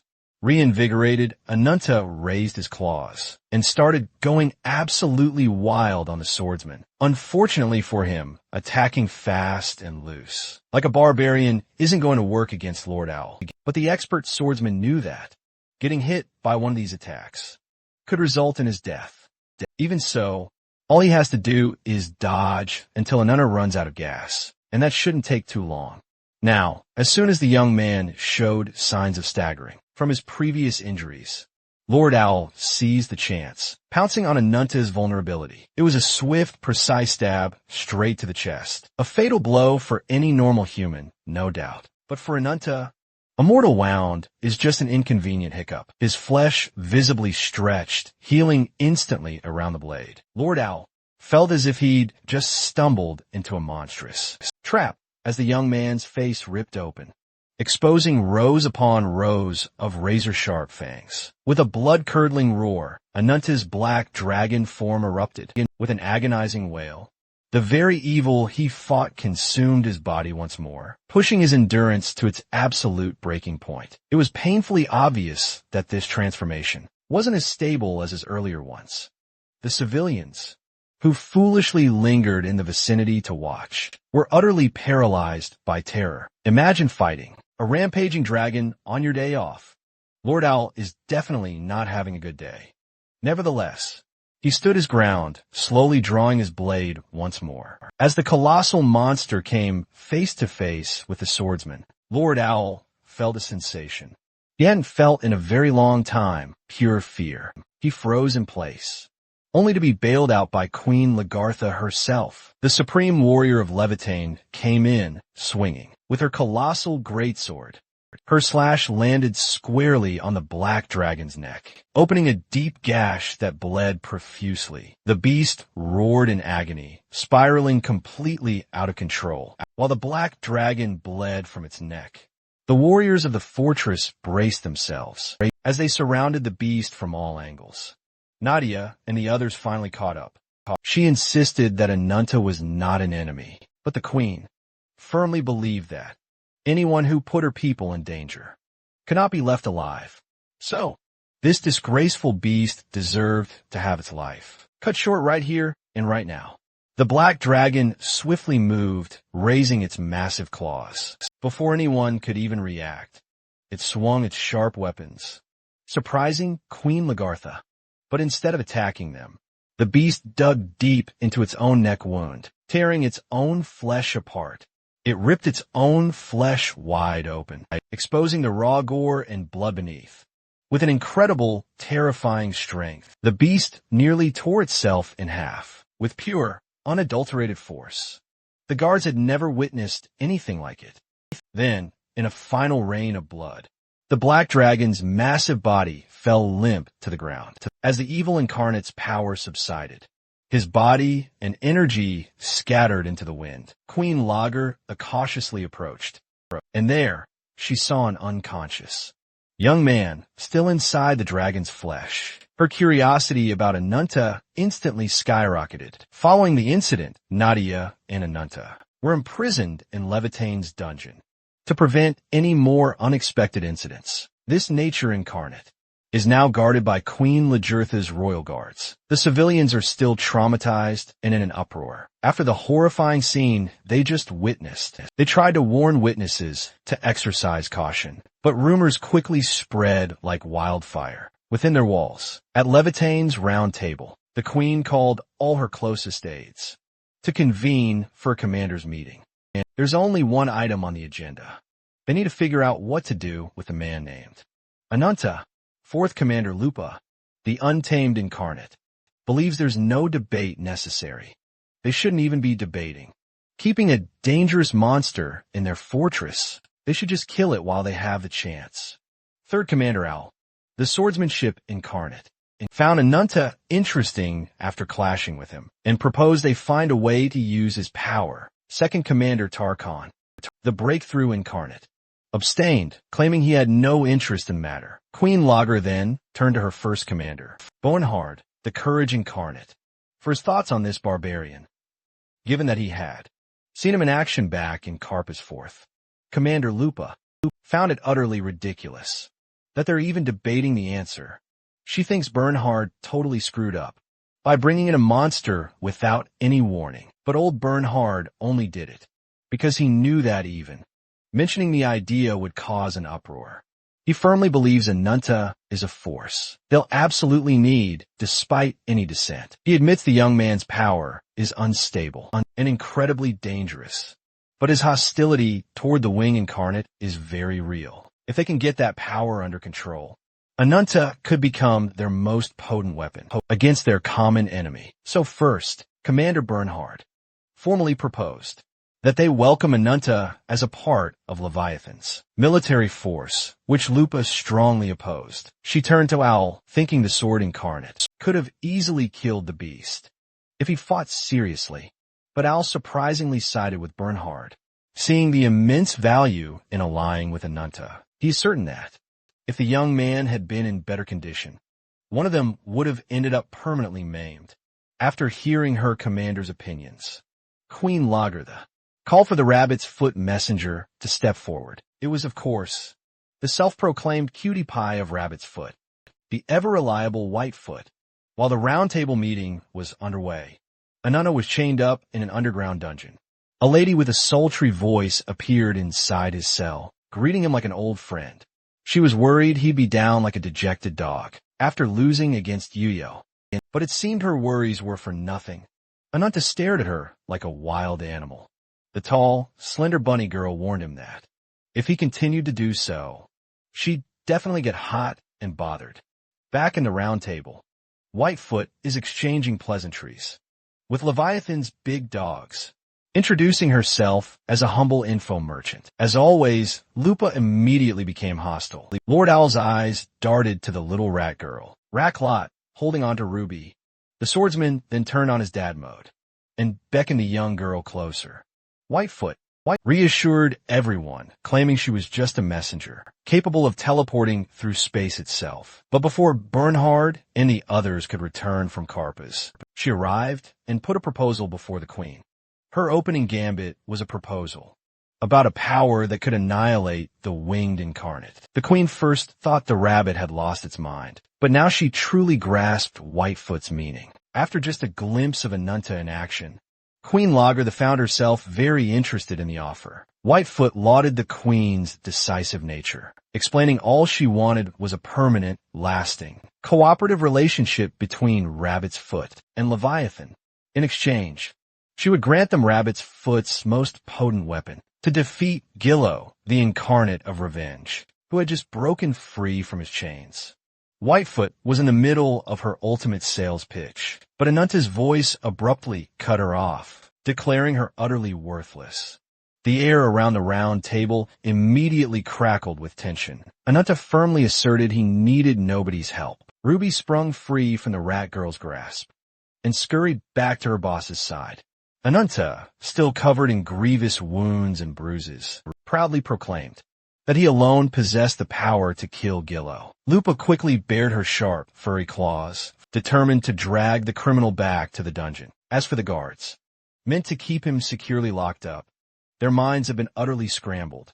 Lupa paused, awaiting the queen's kill order. Thankfully, Muscle Mommy was a clear-headed leader. She ordered her commander to stand down, wanting to hear what Ananta had to say.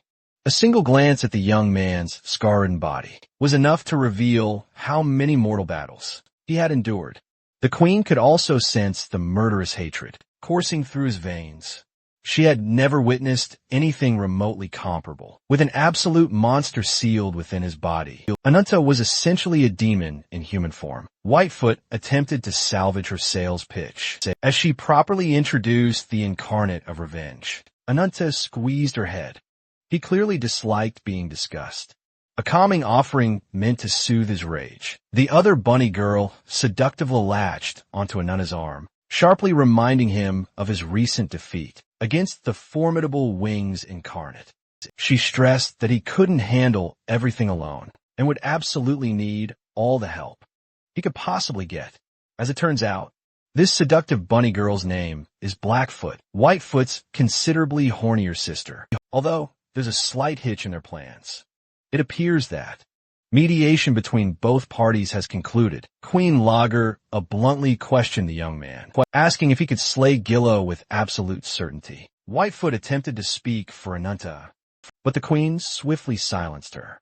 She frankly couldn't care less about his origins. She remained cautious about his volatile attitude and rampant lack of control, but she had also witnessed his immense strength firsthand. Every single soul in Leviathan yearns to see the Wings incarnate brought to justice. It's their shared, burning grudge that binds them all. Take, for example, Third Commander Owl, the very incarnation of swordsmanship. He's the man Ananta recently clashed with, and he once belonged to a tribe that devoutly worshipped the Wings incarnate. Ultimately, his entire tribe was brutally massacred, all because of a rebellious few. He then burned the coat of arms from his hand and swore an unyielding vow of revenge. The queen didn't hesitate to accept him as an ally, just like everyone else gathered in this room. The queen herself can clearly see Ananta harbors an unquenchable hatred for Gillo. The young man audaciously demanded the queen's name. She, however, put on no airs and simply introduced herself as Lagertha. In response to her query, Ananta explained he is cursed to feast upon evil deities. The more he devours these corrupted beasts, the more powerful he will grow. After his recent loss, he plans to hunt more evil deities to rapidly amplify his power. When the destined moment arrives, he vows to snap Gillo's neck with his bare hands, and all of Aiton's paltry insects have to do is support him. Hearing him brazenly insult the queen and their proud nation, and only fueled Commander Lupe's rage. But the queen? She just smiled, then burst into hysterical laughter, clearly amused by the young man's brazen audacity. Rising from her seat, she walked toward Ananta, pledging her honor as queen. From this moment forward, Leviathan will commit everything to assisting Ananta. To assist Ananta, revenge incarnate, she turned to her trusty warriors, Skald and Mare, ordering them to unchain Nadia and bring her to the round table. Meanwhile, in a realm far from the surface world, Baharan pushed open the doors to where Gillo's congregation had gathered, all within a grand arena.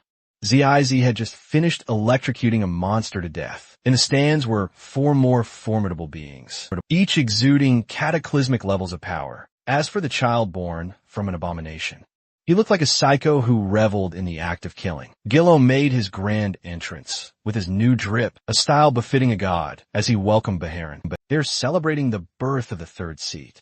Now that Baharan is done with his assignment, Gillo orders him to open the gate. As he smashed his fists together, the very space behind him shattered.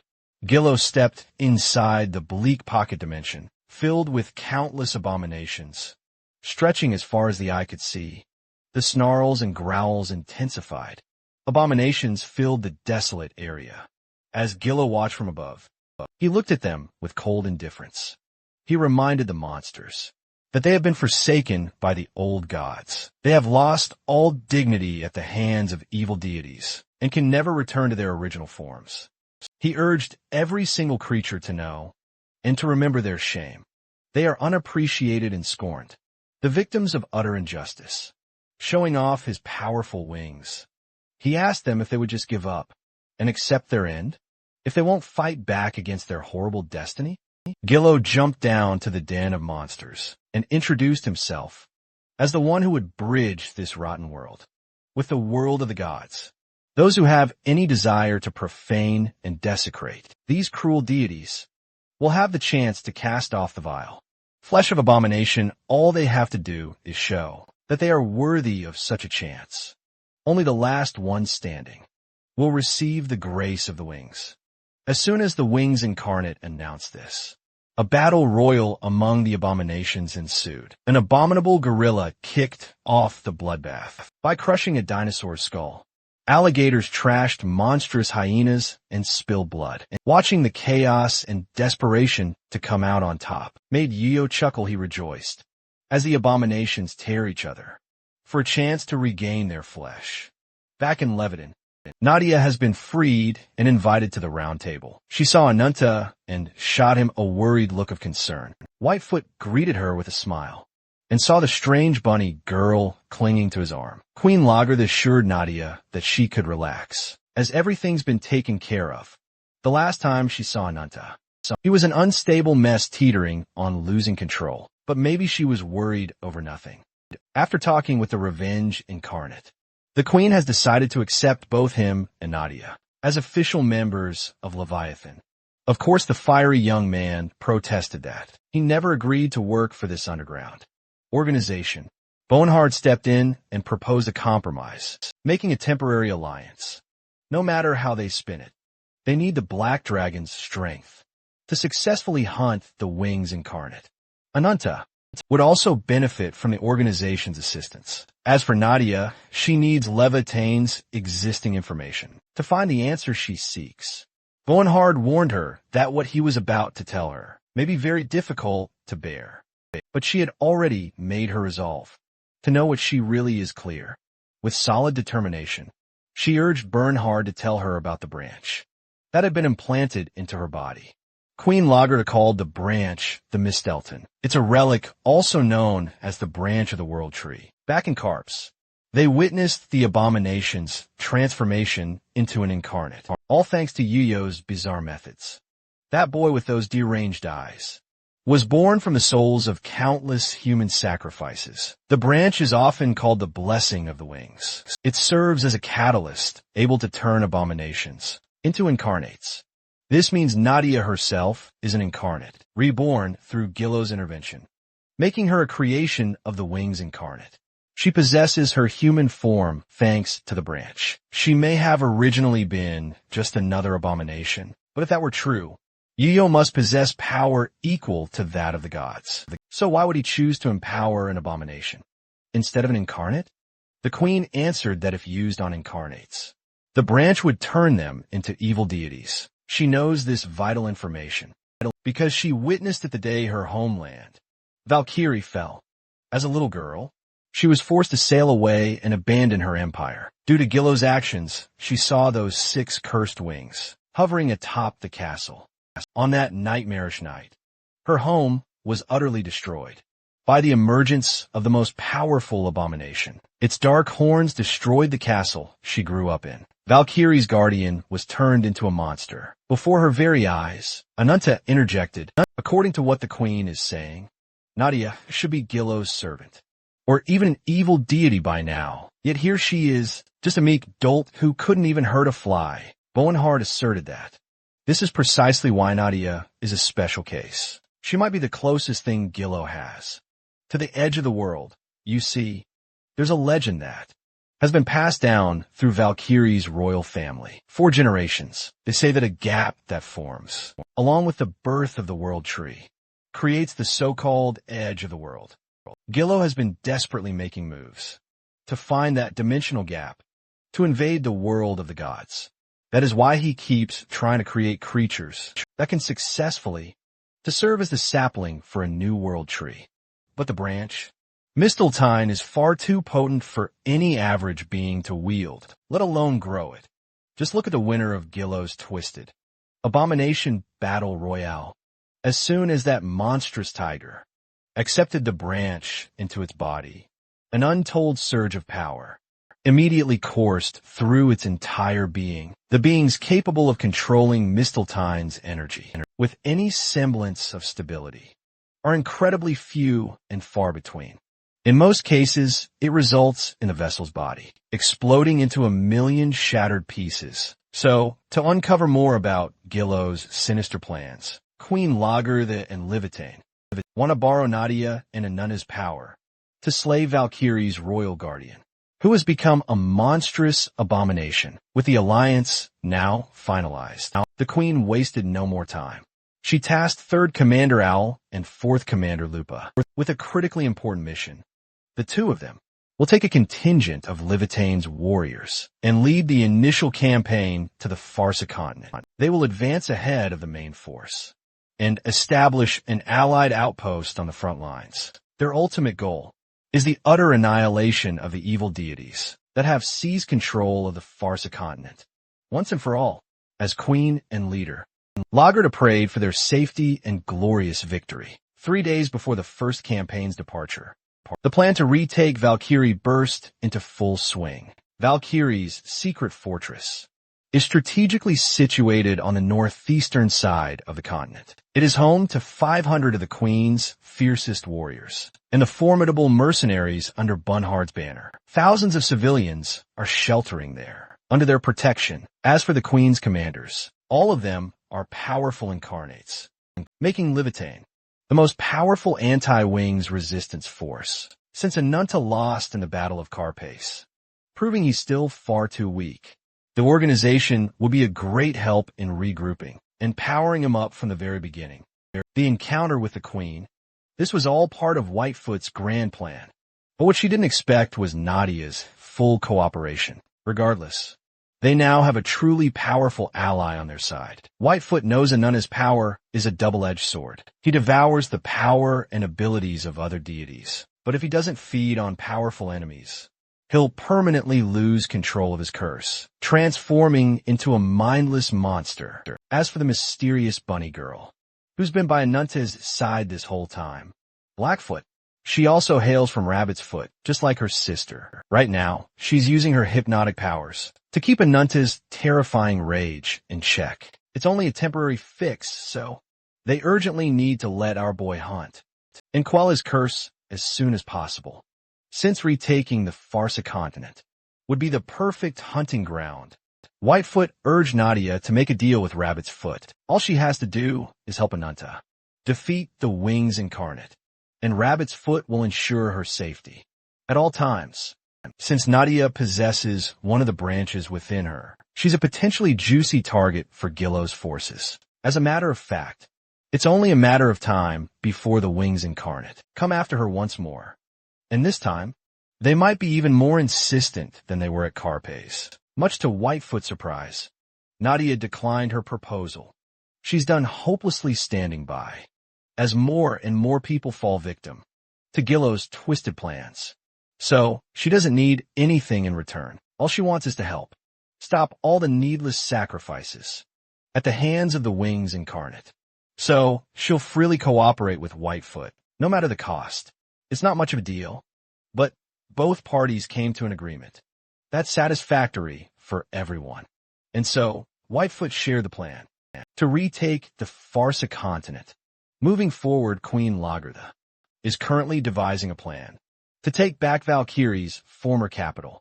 Folk Vanger can only achieve this mission with Anunta's power as their crucial addition. You see, Farsa has been twisted into a cursed land, a place where even death finds no quarter. The one who now reigns supreme over this land is the sacred incarnate, Alicorn, or rather, whatever monstrous form remains. This holy unicorn was one of the original incarnates, just like the black dragon, Agi Dahaka, throughout its unending existence. It served the god of sacredness and tirelessly protected Valkyrie. But according to the queen's accounts, Alicorn has been corrupted and defiled, transformed into a hideous abomination. After its encounter with Gillo, it's almost certain that another, Miss Delton branch, is at play here. In Ananta's own words, the queen and her people want him to exact revenge upon the beast that brought about their kingdom's downfall.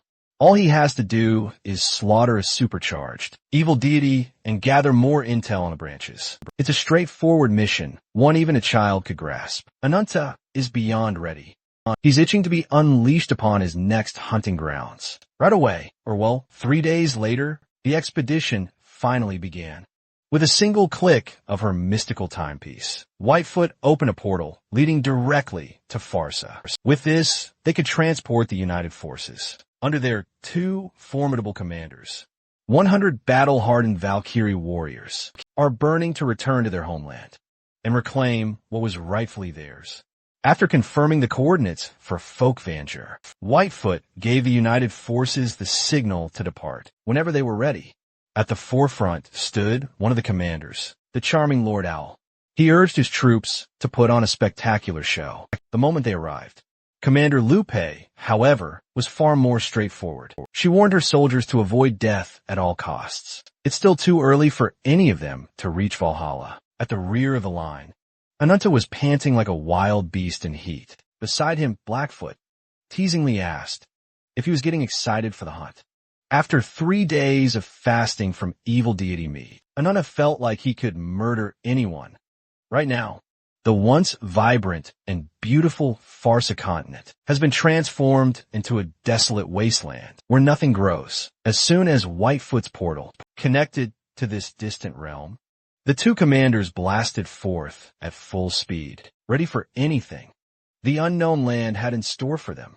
Lupe and Owl were practically fiending for action as soon as her sharp senses warned her of strange presences nearby. Lupe immediately directed Owl in their direction. What they found was a gruesome skeleton goat, an abomination, long stripped of its flesh and blood. Truly a freak of nature. Close behind the commanders was Nadia. She activated Yggdrasil, spawning a flurry of roots that crawled relentlessly towards the goat. Her roots quickly transformed into a towering wooden horse. Construct Yggdrasil Alpona. She was the first to land. An attack on the abominations that had taken over the continent. Meanwhile, the commanders watched as her spell landed from a distance. Unfortunately, Nadia's half-cooked spell was no match against the skeletal goat.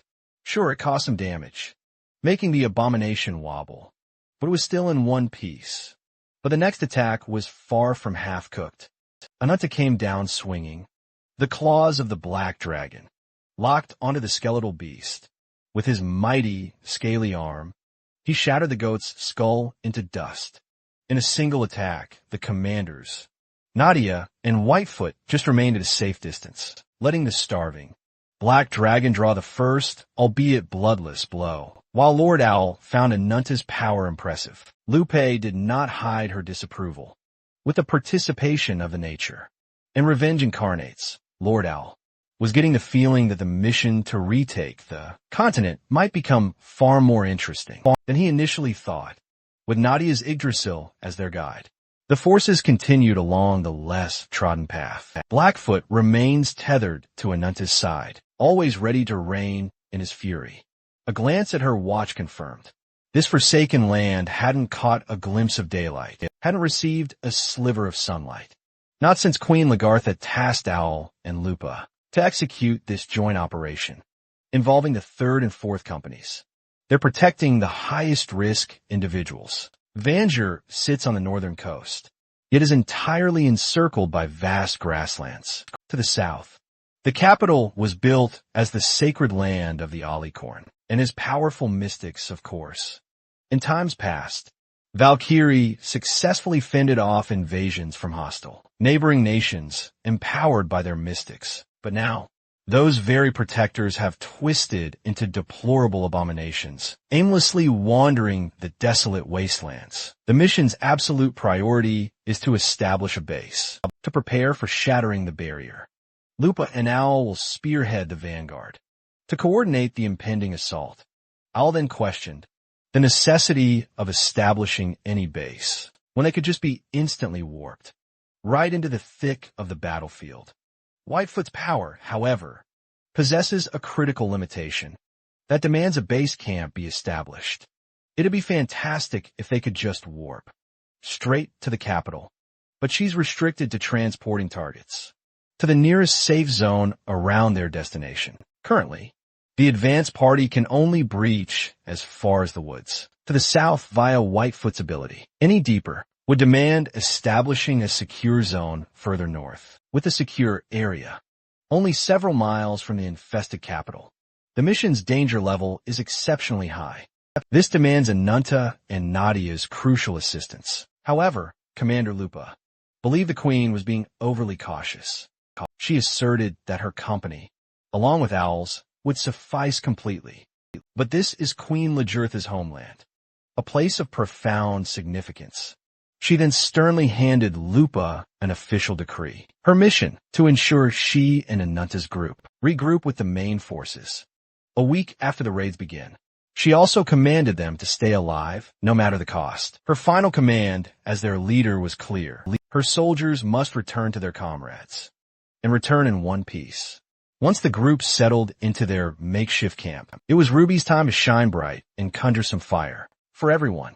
Using the skeletal remains of the fallen abomination, she illuminated their surroundings with a sizable flare. Nadia wordlessly prayed for the abomination's soul, while Lupa stared at her like she was committing a crime. The fourth commander's gaze then gradually shifted toward Anunta, and the sight of him with that horny bunny girl irked Lupa heavily. Owl noticed her expression and playfully teased that she should hide her dislike. A little better, since they'd be entering the woods soon. It would be wiser to rest than to seethe in anger. Moreover, the moment they stepped onto this cursed continent, they officially became comrades. Still, the hard-headed commander refused to accept these randoms as comrades. She believed calling them that would be an insult to their real comrades, who had fallen. The people she could actually entrust with her life, no matter what. With that in mind, she would never assign such a word that carried so much meaning to sketchy strangers. With her anger reaching its boiling point, the stubborn commander strode toward Anunta to give him a piece of her mind. She noticed that he hadn't been able to compose himself after a little skirmish in her eyes that made him a weakling. Lupa didn't respect a warrior who couldn't carry himself on the battlefield without a pesky guardian nursing him at all times. Anunta was done taking the insults and asked Lupa to get straight to the point. She had accepted that Queen Lagartha was interested in his power, but Lupa still didn't buy it.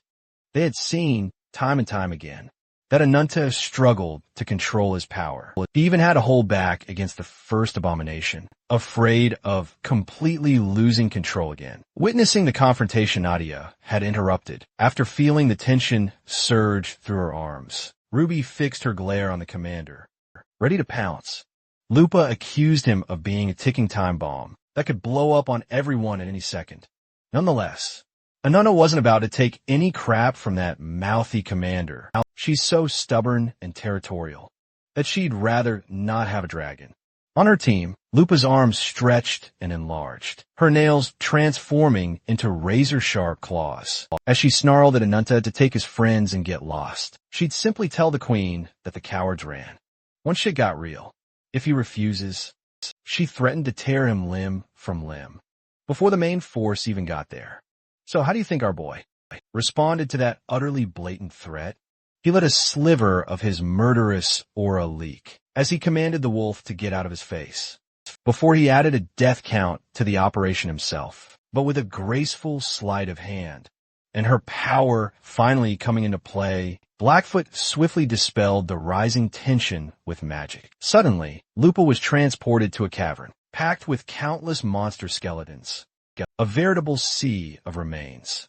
She tried to make sense of her surroundings, but failed. Light then poured into the cavern, as its roof was utterly obliterated, reducing the solid structure into mere rubble. Lupa shielded her eyes from the blinding dust and debris, and when she finally got a good look above, Her eyes dilated in utter surprise. The shocked fourth commander beheld the ever-reliable form of Queen Logartha and her comrades standing right there. And that was the effect of Blackfoot's powerful hypnosis. On Lupa, the bunny girl herself, she immediately reprimanded Ananta for stoking the flames of trouble, even though she knew the commander had started the fight out of nowhere. Still, both of them were just inches away from crossing a line. Thankfully, Blackfoot had been right there, putting the hot-blooded fools under her bewitching hypnotic trance. Ananta just clicked.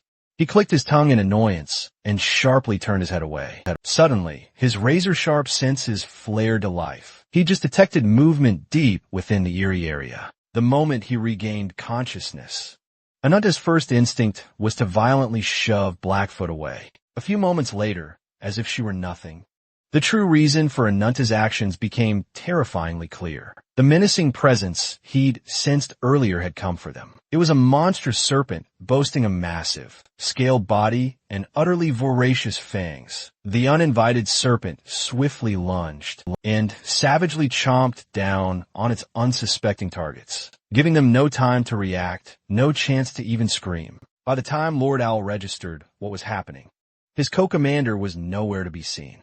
Having swallowed its dinner whole, the monstrous serpent rumbled, satisfied, and slithered back into the dark abyss it emerged from as fast as it could. Maintaining his composure, Owl quickly ordered his men to immediately organize a 10-soldier search team to track down that serpentine abomination as swiftly as possible. He fully intended to join the search team himself, but the earth-shattering rumbling of the ground beneath them made everyone freeze, rooted in their tracks. From the distant horizon, horrifying abominations, shaped like horses, came thundering in, like a relentless stampede of wild beasts. Nadia, witnessing the impending collision, gripped her staff tightly and began chanting. Yggdrasil totates, she cried, summoning 3 razor-sharp roots that darted violently out of the ground and brutally pierced the abominable horses with chilling, laser-like precision,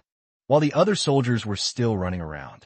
Like headless chickens, Nadia was the only one who stepped up to salvage their desperate situation. She sternly warned them that more enemies were undoubtedly coming. It's do or die from this very moment on. Meanwhile, Commander Lupa miraculously lived through being the serpent's dinner, but she's currently in quite an awkward position. Just behind Lupa, the young man held her unconscious body tightly, while desperately hiding behind the dense trees. Ananta covered her own mouth to prevent any noise that might attract unwanted attention. Just a few meters away from the 2 survivors were a horrifying plethora of menacing serpents, slowly and methodically hunting for their next meal. Let's rewind the clock just a few seconds. We find Ananta and the unconscious commander, Lupa, trapped inside the giant serpent's stomach after it devoured them in a flash. Ananta could feel his flesh beginning to sizzle, exposed to the snake's potent digestive juices that coated the stomach lining. Feeling the immense pressure to escape, he unleashed his true power, going absolutely wild on the serpent's insides. His arms transformed into fearsome draconic claws, digging deep into the stomach lining, ripping it apart with ferocious speed. By the time the snake finally sensed something was terribly wrong inside, it was already too late. Ananta burst out of its body, gore and blood spewing violently across the woods. The damage was catastrophic enough to claim the monster's life. The young man emerged from the bloody opening he'd created, Commander Lupa in his arms. When the commander finally stirred awake, she found herself staring directly at Ananta. She recoiled in sheer fright, still reeling, trying to process what had happened. Looking closer, she noticed the horrific scars on Ananta's body, clear signs of burns from corrosive substances, and a twist of fate for better or worse. The snake's powerful digestive juices had completely dissolved the commander's clothes. Ananta calmly explained that he'd somehow managed to get them out of the snake, meaning he'd saved her from certain death. Lupa, however, refused to believe it. The man she'd criticized as a terrible team player had actually turned out to be a surprisingly good comrade. Thankfully, Ananta had found a secluded spot where they could rest, while they strategized their next move. But Lupa awoke, riddled with stress and anxiety. She urgently demanded to know how much time had passed and the status of their HQ. Before she could even get answers to her questions, Ananta suddenly grabbed her arm and pulled her into a surprisingly solid embrace. Caught completely off guard by his unexpected strength, Lupa couldn't even manage to fight back, as he firmly covered her mouth with his hand. Something unsettling clicked inside the wolf girl's mind, but Ananta was simply doing his best to keep them both, and himself, alive, while even more massive snakes frolicked ominously nearby. Ananta, however, made a grave mistake. The very spot he thought was safe turned out to be prime snake territory. Now on all sides, they're completely surrounded by monstrous serpents. Ananta eventually noticed something was off. These snakes don't quite look or behave like true abominations. They might not even be mystics at all. Lupa then asked if he planned to fight his way out of this predicament. Ananta, surprisingly, answered that fighting wouldn't be practical. He admitted Lupa was right. He couldn't fully control his power right now. He's afraid of the curse taking over if he accidentally uses too much power, without Blackfoot nearby to keep him in check. But he won't just resign himself to being snake lunch. For the second time right now, they now have two plans of action to choose from. First, they can risk injury and fight the snakes. Second, they can try to run and regroup with the others. Being civil, Ananta gave Lupa the freedom to choose their next move. But instead of picking between two terrible plans, Commander Lupa proposed they go for choice number 3. They break through, get out of the woods, and head towards the mission's ultimate goal. Using her animalistic senses, Lupa thoroughly sniffed her surroundings. She discovered the woods reeked of giant snakes, all searching for their next prey. If they tried to fight, they'd just be surrounded in a matter of seconds. And even if they managed to regroup with the others, that scenario would inevitably end up causing needless sacrifice. It's a good plan on paper, but Ananta has no idea how it could possibly work. Lupa swallowed her pride and dropped to her knees. She presented her back for Ananta to ride. Don't worry, we're staying PG. While on her knees, fourth, Commander Lupa, the Untamed Incarnate. Commander Lupa, the Untamed Incarnate. Lets her power take over. She warned Ananta to hold on tight. If he didn't want to fall off, Lupa's form swapping began immediately. This immediately grabbed the snake's attention. By the time they slithered to where the commotion started, the silhouette of man, riding a wolf, zoomed right past them. The snakes lunged, trying to catch up and take a bite, only to be torn limb from limb, in the most brutal and bloody way imaginable. Lupa isn't called the Untamed Incarnate for no reason. In her jaws was a hefty chunk of snake flesh, which she then tossed off to the side of the road, taunting the other serpents hot on her heels. At this rate, they're almost out of the woods. This might be bold, even crazy, but it should draw some of the danger away from their comrades, still fighting for their lives back at the base camp. Imagine her surprise when the figure of a man, seemingly waiting for them to emerge, came into view up ahead. Ananta's eyes immediately darted towards the man's cloak, and the familiar sigil emblazoned upon it. The old man had gray hair, a gray beard, a monocle, and an aura-farming giant king cobra as a pet. His reptilian eye flared up. He apologized, but declared no one would get past him. The old man's shadows morphed into snakes, gathering and growing bigger by the second. Once they reached the wolf and the man, the shadow snakes bared their fangs and attacked in unison. Even for Ananta, the attack felt far too fast. They might not be able to dodge it. So Lupa bit down on his arm and tossed him as hard as she could, throwing him straight into safety, sacrificing herself as bait to hold the shadow snakes in place. Ananta saw her howl in pain and immediately scrambled his way back into the fray. His arms morphed into draconic claws once more, swiping and dicing every shadow snake along the way. Lupa's transformation then came undone, her wolf body scattering into the wind. She hoped her sacrifice would make them even. She paid the debt, but at what cost? The old man called her actions futile. She tried to sacrifice herself to save a comrade. How cliché.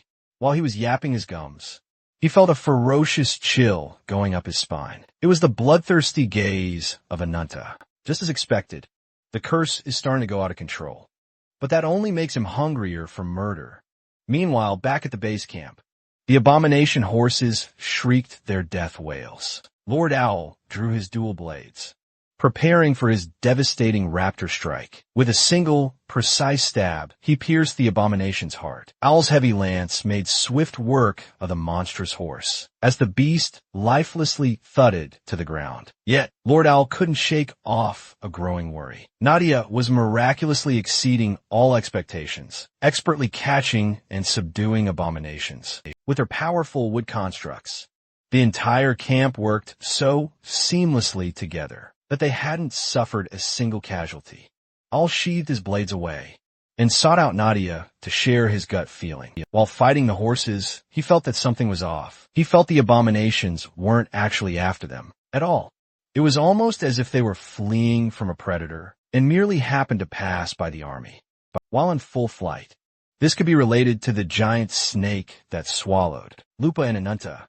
Blackfoot quickly interjected, tried to convince the commander to stop theorizing, and immediately mobilize a team to find Ananta. They needed to prioritize finding their double-edged weapon as quickly as possible, before things got beyond Blackfoot's bewitching control. Speaking of the devil, Ananta is currently trying to draw out the nasty poison, ravaging Lupa's body, after she was ganked by shadow snakes. The man controlling the snakes already warned Ananta that sucking the poison out is utterly useless. His serpent's poison is so deadly that it can even kill mystics in an instant, without the help of a competent healer. Lupa, the untamed incarnate, is as good as dead. Ananta gently laid her body on the ground, softly telling her to wait. He intends to skin that old snake, in the most literal sense of the word. His arms split and stretched, making way for his ferocious transformation. Lupa had already given up and tried to stop Ananta from making a stupid decision. But our boy had already set his sights. After defeating the old snake man right in front of him and rescuing Lupa, as he brought her back to Nadia, the old man sensed the chaotic energy radiating from the young man's curse. It felt as biting and fierce as a winter's wind. He suddenly remembered mentioning Ananta a while ago, taking a decisive first step forward. The old man summoned his shadow serpents, causing them to gather and slither out once more with menacing intent. The old snake man curtly introduced himself as Ezen. You see, this old Ezen here is also notoriously known as the blind faith incarnate. He's practically a brainwashed cult goon, completely devoted to serving the wings. The standard shadow snakes he summoned fearlessly bared their fangs, charging straight at the mighty dragon. Ananta didn't even consider them a threat. He simply ran directly into their midst and ripped their shadowy bodies to shreds. Old Ezen was completely blindsided. He wasn't expecting his first attack to be utterly useless right before his very eyes. Staring back at him was the hulking frame of the black dragon. For the first time in an incredibly long time, Ezen actually felt true fear. Quickly composing himself, Ezen used his shadow serpents to rapidly propel himself into the air, narrowly dodging Ananta's unstoppable attack. He just barely managed to dodge. But if he had been even a hair slower, he would have been instantly clipped in one shot. To simplify the combat and demonstrate his dominance, Ananta strategically shifted targets to Ezen's giant pet snake and utterly gutted that scaly bastard in less than a second. With the pet snake gone, it was back to a fair one-on-one matchup. Ananta then proceeded to absolutely wail on Ezen's old bones, ensuring Ezen felt the pain of every single punch. Yet, the old man simply laughed mockingly at Ananta's attempts. Ezen admitted that when it comes to speed, raw strength, inhuman reactions, and every other physical metric imaginable. Ananta truly is the perfect, flawless beast. However, Ezen absolutely refused to be upstaged. He shed his old human skin, dramatically revealing his true form. A massive, four-armed snake man oozing deadly miasma. From a distance, the poisoned Lupa struggled to get back up. As hard as she could, she painfully lifted her head and gasped as she saw Ananta brawling it out and throwing hands with a giant, four-armed snake behemoth. She couldn't help but wonder why a stranger that she'd been constantly beefing with throughout the entire mission. He's risking everything for a shot at saving her. This reminded Lupa of when she once asked her queen, "How can you risk your life, fighting so fearlessly for others?" Queen Lagertha simply replied, "A true comrade is someone you can always trust with your life."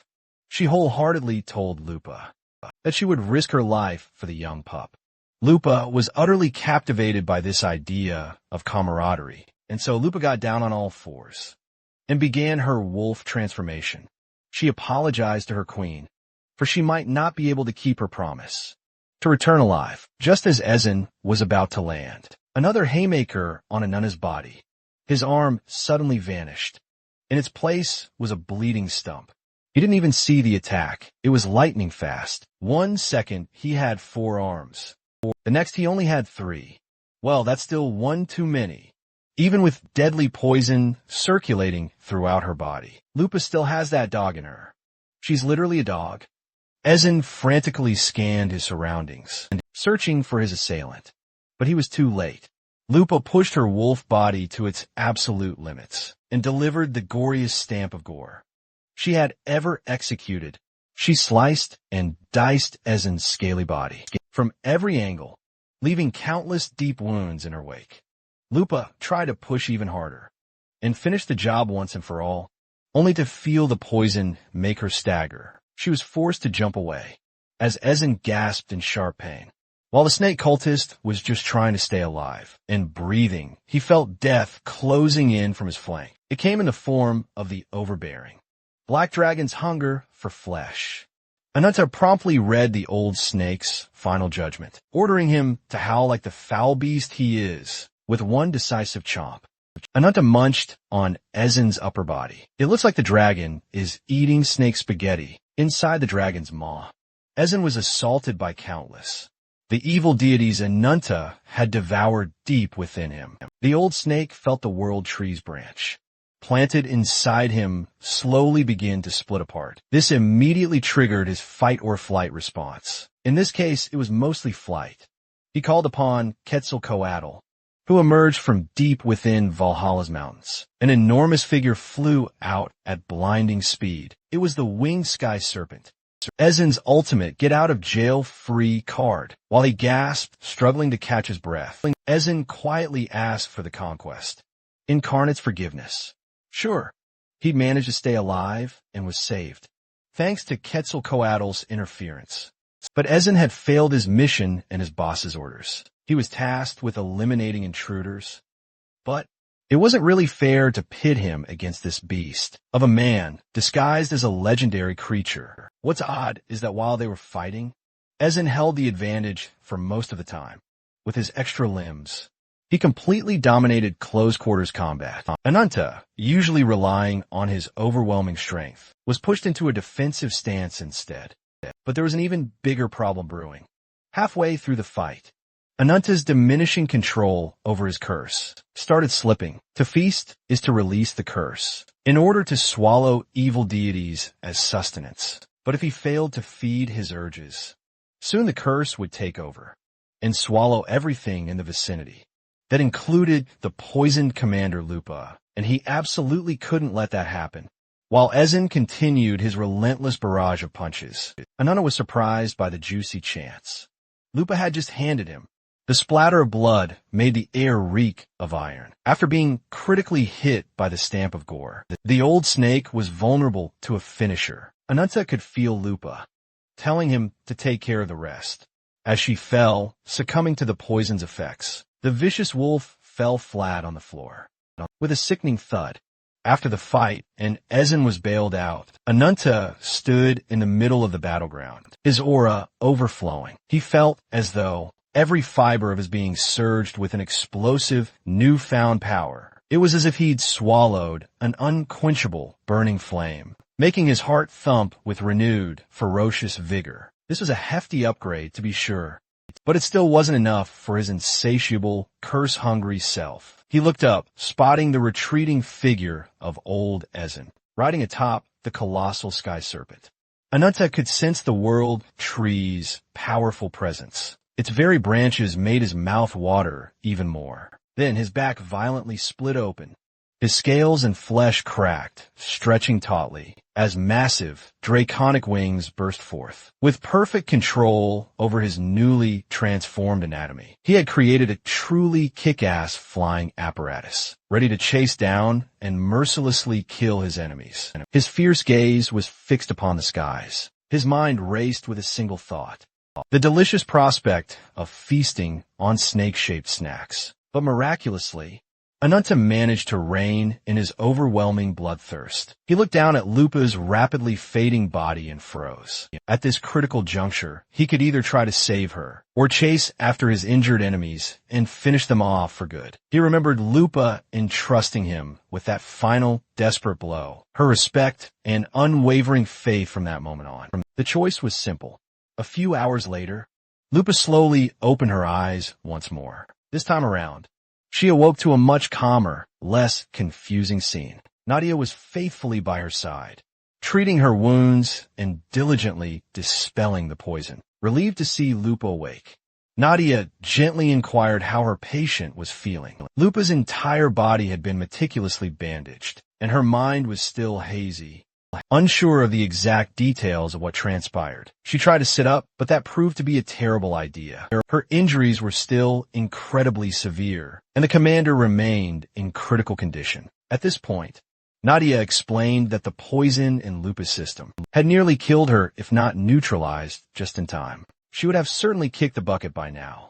It was a good thing Ananta suddenly sprouted wings to carry her back to camp as swiftly as possible. If the young man hadn't come through in the clutch, they would have been down one commander by now.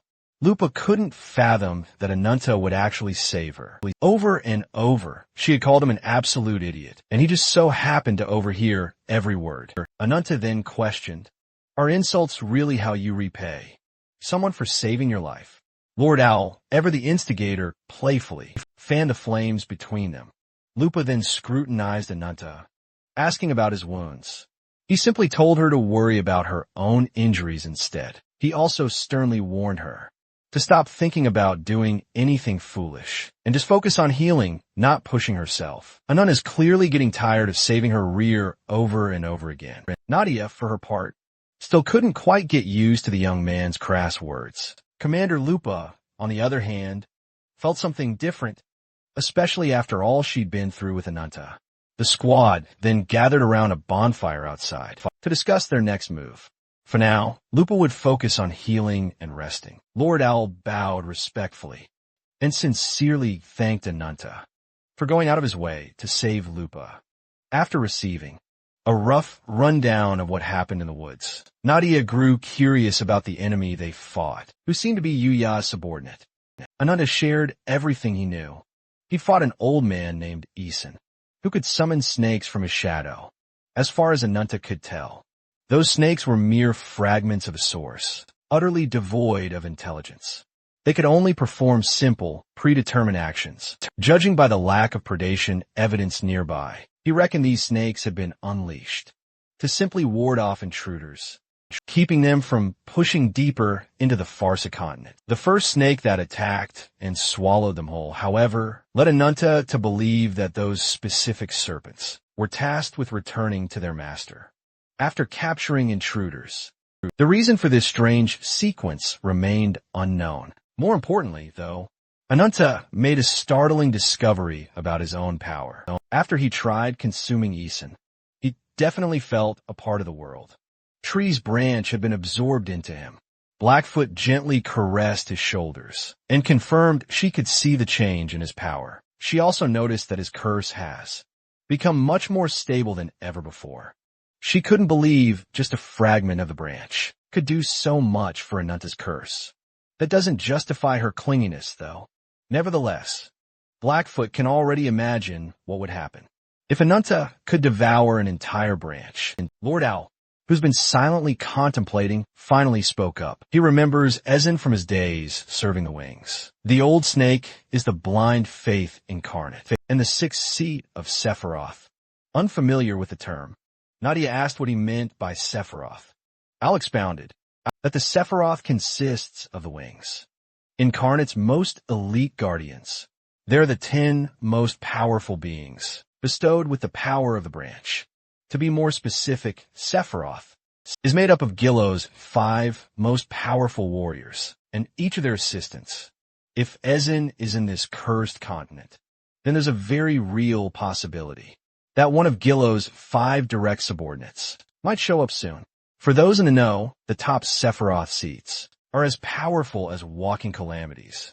The winged sky serpent who rescued Ezen finally landed on his perch, the broken castle of the fallen Valkyrie kingdom. The old snake is still trying to catch his breath and recover from the bloody beating. Quetzalcoatl's body slowly scattered into the wind, revealing a man, calling Ezen out for looking like a terrified animal. With an intense gaze, the man asked the old snake if his pride had been wounded. Like the good cold goon that he is, Ezen wallowed in self-pity, asserting that he's worthy of all scorn and contempt. From his boss, the man in front of him, the conquest incarnate, he was given the duty to stop anyone from heading deeper into the Farsa continent. It was a simple defense mission, and he failed spectacularly. He was supposed to remove all those who attempted to obstruct his boss's conquest. Battle-hardened Gaon, also known as the Conquest Incarnate, and the second seat of the Sephiroth, isn't pleased with his assistant's recent performance. It looks like he'll have to step it himself. So, he orders Ezen to lead the way towards the ops, where he plans to slaughter every single one of them. But before all this mess started, he was asked to show up for a sit-down meeting with his boss, the Wings Incarnate. Gillo was just chilling in his own dimension, doing all sorts of messed-up experiments on abominations with Bayran at his side. The meeting with the easily agitated Gahan was tougher. As soon as he heard an iota of insult in Bayran's words, he demanded that Gillo's lapdog address him with the utmost respect. It's evident there's a rich and complicated history between these two powerhouses. Seeing one of his men full of vigor and life, Gillo smiled at Gaon. He then called the Conquest Incarnate and went up to his gory office to hand him a personal request. As we know, Ezen is a complete fanatic. He swiftly got on his knees and offered his services to his one true god. Gaon, on the other hand, was a lot more apprehensive. Nevertheless, he respectfully punched his fist and palm together. And he might be a bit of a freak, but he's not one to turn down a request from the Great Wings at this point. Gillo had already received reports of Queen Lagartha's movements from a spy in Levitane, even before the raid started. Gillo already sniffed out the plan to retake the Farsa continent. Hearing about the Queen's involvement and the location, Gaon asked if the enemies were after the Sacredness Incarnate. Gillo reckoned that they were. So, Gahan's assignment is to find the failure that has been created with an incomplete branch. Afterward, he must slay the beast and retrieve the branch, like an annoying teacher's pet. Ezen interjected and begged his lord to give him the task. He promised to willingly eradicate the weak humans. To complete the mission, Behran questioned the old snake, asking if he recalled what had happened to Balzac. It turned out that not long ago, this lunatic was the disgraced former 10th seat of Sepharad. Behran warned Ezen that the human, with Azi Dahaka's curse who slew Balzac, was now with Levitane. He survived, facing both Behran and the Wings Incarnate himself, after killing a former Sepharad. All for the defense of the Farsa continent. Some old snake wouldn't be enough. They needed Gaon on the case too, as insurance. As soon as he heard that, he might be able to fight some interesting enemies. Gaon's lips twisted into an excited smile as he eagerly asked for more info about Ananta. You see, If Behran could be considered the mightiest spear, Gayan completed the unbeatable pair. As the mightiest shield, Ezen admitted that his boss was one of the most powerful in Sephiroth, but also the most dangerous of them all.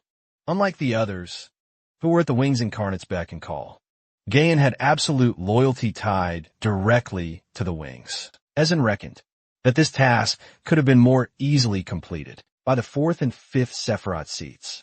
So, why did Gyo hand it to the troublesome Gayan instead, holding up a wilted piece of mystical wood? Gayan asked Ezen if he recognized the artifact. It was none other than the incomplete branch that had been buried deep in the alicorn's heart, the very thing that turned the sacredness incarnate into a mindless beast. Gayan investigated the incomplete branch and concluded that it was laughably inferior to the ones the current Sephiroth hosts in their bodies. With this should be done with the mission Gyo tasked them with. But Gayan nonchalantly threw the incomplete branch down. Instead, it plummeted from the rooftop of the ruined castle down to the lowest floor. Ezen could not understand the actions of his unruly boss. They were explicitly ordered to take the branch. Returning it to Jihyo, Gayan's grin widened with greedy anticipation. From the very beginning, he'd always worked solely for himself, just as he'd proclaimed before. His sole aim to slaughter every single enemy. He questioned his assistant. What became of the alicorn and the hordes of followers that once ruled Valkyrie? You see, Gayan had swiftly dealt with the monsters roaming the kingdom, compiling them into an unidentifiable mass of flesh. In the conquest incarnate's hand, the alicorn's horn now rested. No big deal. His mind was already set on an even bigger target. A man who'd survived against the mightiest spear and the Wings Incarnate himself. If this alleged curse truly possessed such power, he reckoned, then it was only right he prepared a stage, befitting such an enemy's might. Gayan awaited Ananta's arrival with bated, murderous breath. 1 week of relatively quiet development later, the forces of Levitane had managed to build a decently safe base camp. All their preparations for the final fight were complete. Nadia's wooden construct opened wide, a clear sign of Whitefoot's teleportation ability. Footsteps could be heard heading out of the wooden hole. At the forefront stood the battle-ready Supreme Warrior, the rightful heir of Valkyrie, Queen Lager the Einherjar. Her trusted commanders, Owl and Lupa, welcomed her with confident smiles. The Queen was happy to see that her risky bet to send an advance party had panned out safely. She turned to Ananta and Nadia to extend her thanks for all their help. Queen Lager then turned to her aides, Scald and Mare, to confirm that the rest of the attack force had been accounted for. Scald confirmed that all 50 of the Sisters of the Shield were assembled. The Queen's Royal Guard had also answered the call. Crass as always, Ananta rudely asked the Queen how she felt, now that she'd returned to her ruined homeland. Usually, she would just laugh at such rude comments, but this time was different. She hadn't come here for jokes. Ignoring Ananta, Queen Lager took a walk to the edge of the base camp and took in the sights of her homeland. After all these years of being away, Whitefoot approaches the Queen, seeking confirmation that she'd been briefed on the current dire situation. You see, a colossal pillar of light has just erupted near the capital. Those familiar with Yo-Yo's usual antics will tell you, without a shadow of a doubt, that this ominous light appears. Well, the branch's power is being unleashed. First, the unsettling encounter with Sephiroth's 6 seats, and now, a clear sign of the branch's power. Weighing everything together, it's become highly probable that the enemy is springing some kind of trap, but things have shifted drastically since the last intel report. If they plan to wield Whitefoot's full power in this situation, she'll require at least 3 days of meticulous preparation. Should they press forward, retreating simply won't be an option. To this, the Queen turned to her loyal soldiers, her grieving people, and her sisters. They have now set foot on the very land where they were once raised. Years have passed since they lost their cherished homeland. Years have passed since they were forced to wander the continent, all due to Gillo's cruel meddling. Thus, Queen Lager swore to reclaim their land for the sorrowful people of Leviton. In doing so, she vowed to restore Valkyrie to its former glory, and make Valkyrie truly great once more. When that glorious day arrives, she shall cry out before the spirits of their fallen allies, who have bravely fallen along the way. This expedition represents the culmination of their extensive work. Success would mean their sacrifices weren't made in vain. Valkyrie's glorious return is only possible through the blood and sweat of its people. Queen Lagertha passionately stoked the flames in the hearts of her righteous comrades. Her brave warriors, to accompany her in arms and fight, moved to tears. Every single Valkyrian warrior hyped up their queen, ready to take a bullet for her if necessary. Though, I'm not sure this world even has guns. Ananta and Ruby watch from the sidelines, allowing the queen and her people their emotional moment, without wasting another second. They set their sights on Vanger's capital, and sounded the battle horns.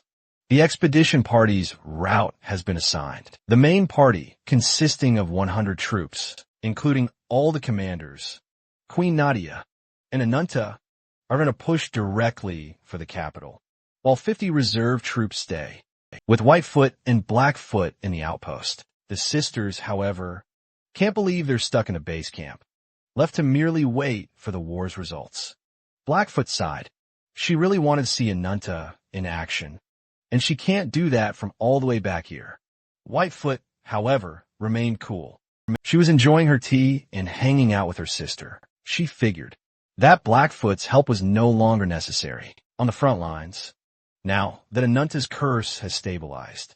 For the most part, no matter the outcome of this expedition, Whitefoot's power is everyone's lifeline. It's only natural that Queen Lagertha would keep her safe in the outpost, but she knew as well as anyone that the reserve troops weren't left here to protect them. They're here to monitor any suspicious activity. The truth of the matter is that Leviathan still doesn't fully trust Rabbitfoot. Blackfoot sat beside her sister and asked if she thought the expedition would succeed. To be completely honest, Whitefoot answered that she does not give a single fuck if the mission succeeds or not. All she really wants is for Ananta to become more powerful than he already is. He must accumulate strength, even if it means sacrificing everyone else. Mir's arrows struck the heads of Pesky, summoned snakes that littered the woods. The ever-reliable Skald was there to finish the job and land the last hit on them. The rest of the warriors fought fiercely alongside them. The elite soldiers and commanders carried most of the workload. Their orders are to continue advancing, as more and more giant snakes swarmed them from every direction. Sensing the enemies were massing on their right flank, Queen Lagertha commanded her units to tighten their formation. The regular soldiers might be outmatched in a direct fight, but they can work together seamlessly to build shield walls, repelling enemies with disciplined precision. Repelling the enemies, Ananta, feeling confident, called on Ruby to help bring the heat. The little fire lizard leaped onto the shield wall, her eyes locked on the incoming snake horde. As soon as Ananta gave the signal to roast the snakes, Ruby unleashed a blazing flare that scorched anything within her searing range. Ananta is playing it safe, judging by their current pace. They won't need his help against this cannon fodder. But much to his surprise, the attack force is still advancing, even though they're insurmountably outnumbered and completely surrounded. Knowing that one mistake could lead to a total wipeout, Ananta kept his guard up and his senses sharp. Nevertheless, this next level of coordination shows just how confident Levitain is in their troops. Mira with her arrows, Skald with her sword and shield, and Queen Lagertha with her unparalleled stratagems and shot calling. It's a reckless plan, but it's working. Their current headache? The scaly fragments from the blind faith incarnate. The queen is confident that her well-trained troops will have no trouble cleaning up these beasts. After steadily pushing forward, they reach the center of Farsa. The odd thing is that the Alicorn and the Abominations are not showing themselves yet. Leading the vanguard, Skald informed her queen that they had reached the snake-infested Vigrador Tower. On top of the tower stands a persistent old man, welcoming them to the battle's next phase. After miserably losing against Ananta, this old snake still has the audacity to call the opposition. Wicked fools who dare deny the wings incarnate. He is determined to watch the attack. Force's final moments after being humiliated. Mira tried to sneak in a supersonic arrow shot, but it was swatted away like an annoying fly. From this moment on, this salty old man plans to take over. He wants to subject the people of Levitian to his petty, vengeful wrath. Behind him, the winged sky serpent emerged. Quetzalcoatl soared above the tower, while carrying a bag of mysterious, wriggling flesh on its tail. Queen Logartha gazed at the grotesque lump of flesh and felt chills crawling down her spine. She felt a familiar dread as the snake-like rope, holding the mound of flesh in place, scattered to the wind. Reacting promptly, the queen ordered her troops to maintain defensive formations and hold firm. Quetzalcoatl finally launched the mound right into the spot with the highest concentration of soldiers. The impact alone created quite a spectacle, as dust swallowed the entire battlefield. Once it settled, the queen and her troops laid their eyes upon the weird amalgamation of fleshy materials, splattered flat on the ground. Queen Lager paused, rooted in her tracks, upon seeing something human-like squirm its way out of the center of the meat. A few seconds later, the human-like figure took full, horrifying form, the shape of a man, skinned alive for his top half, and the body of a grotesquely twisted horse below. Once known as the alicorn, the sacredness incarnate had seen far better days. The bony alicorn mumbled something indecipherable. It seemed like only the queen understood the ancient language. He spoke. Whatever it was, the mumbling made Lagartha order a full-on emergency retreat. Much to everyone's horror, the alicorn's mouth split open as a giant eye regurgitated from its throat. Then came a loud, bloody splattering of its body, causing the mound of meat to surge outwards. It was like a fleshy tsunami that consumed everything in its path, not recognizing friend or foe. The hungry meat even feasted on the summoned snakes. Unfortunately, the queen's soldiers in the vanguard also succumbed to the ravenous meat heap. Skald battled with all her might to repel this surging tide of flesh. Her raw strength managed to keep it at bay. But how do you slay a thing that can't even be identified? When threatened, the mass of flesh merely writhes and devours any weapon used against it. After consuming everything in its path, the mass of flesh writhed once more. It birthed a singular horn, studded with unsettling eyes. Attached to that horn is none other than the original incarnate. Now the evil deity, Alicorn. The grotesque gore from Alicorn's disfigured body rained down upon the queen's troops, but they stood firm. Lagartha even roused her old friend to unleash his insurmountable strength. Well, it seems she's getting exactly what she asked for. The Alicorn charged in, horn first, seemingly eager to shatter their defenses. But that won't be easy, especially with Ananta rejoining the fray, now that a worthy opponent has appeared. While he holds Alicorn's body firmly in place, with his supreme physical prowess, Lord Owl swoops in, unleashing the Raptor Claw's devastating power. Commander Looper refused to be left behind, and leaped into action to deliver a sharp and lethal torrent of gore. Taking the left and the right respectively, the two commanders fought flawlessly together, while her commanders are showing off. The queen herself won't be left out, as she unsheathes her sword. Lagartha vowed to Alicorn that she would end his life. Herself, unwavering, she stood before the evil deity with the intent to kill. The queen believes it is her sacred duty, as Alicorn's friend, to end his suffering, sensing his moment to shine and take down the biggest target. Ananta came in swinging. Unfortunately for him, such a barbaric approach sent him soaring. After being hurled away by Alicorn's grotesque horn, then this eldritch horror of a horse began to gather power A surge of dark energy gathered at the tip of his horn. The moment that dark energy condensed into a swirling quasar, it shot forth from the horn like a deadly projectile. It homed in on Ananta, and our boy felt the full brunt of being struck in the face by a literal black hole. Half of his body was instantly ground down to an atomic level, as the black hole's void consumed everything, erasing his entire upper half. Lupa frantically cried out Ananta's name, her concern and terror painfully apparent. The man who had saved her countless times had just collapsed, with half of his body horrifically obliterated. Any other regular bastard would have died. Right then and there on the spot.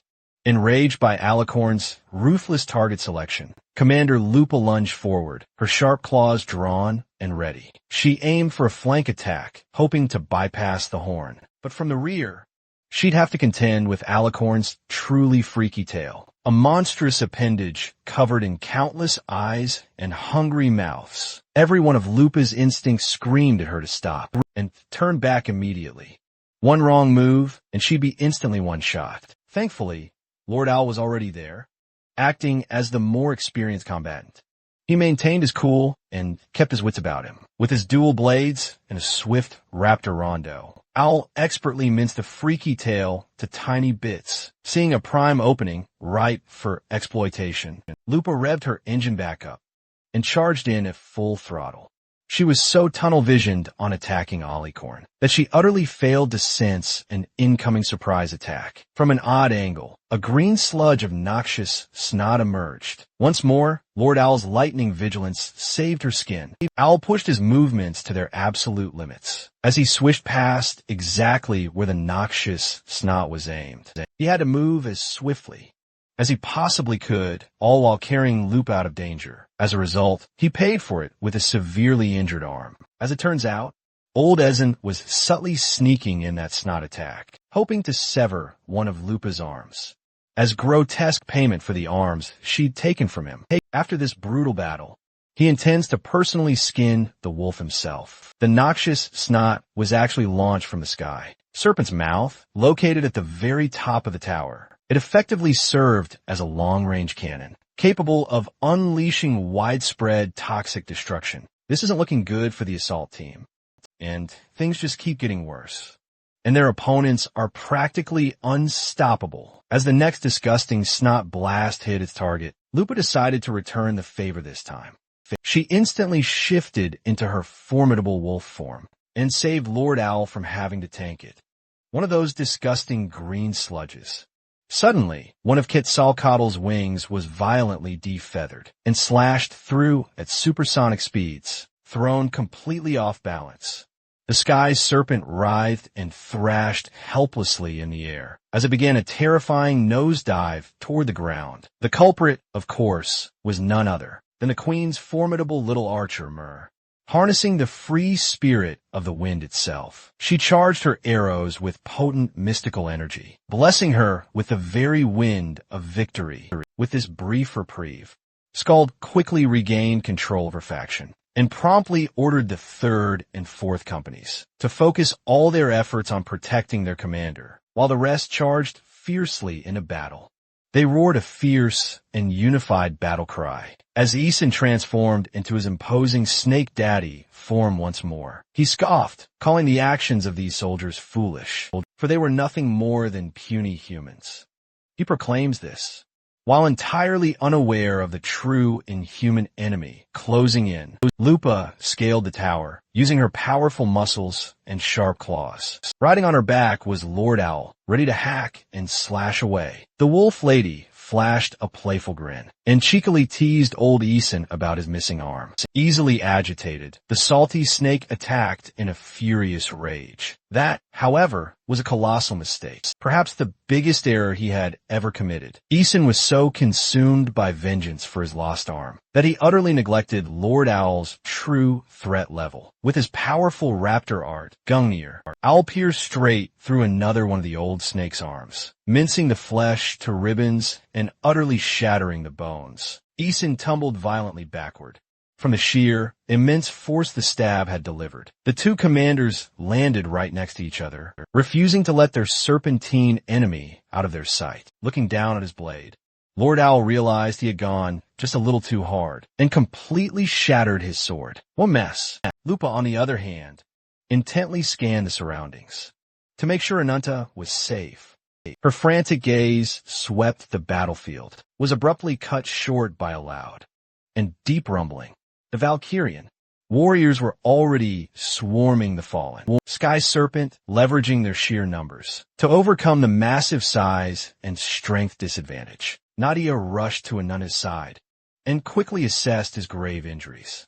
It's clear this boy desperately needs healing. Meanwhile, Queen Logartha had already jumped into the thick of it and was now battling the evil deity.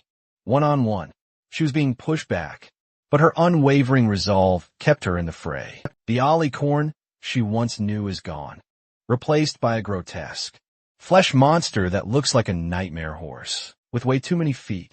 Calling her battalion, the Queen's Guards stormed in to form a defense formation to protect their beloved queen.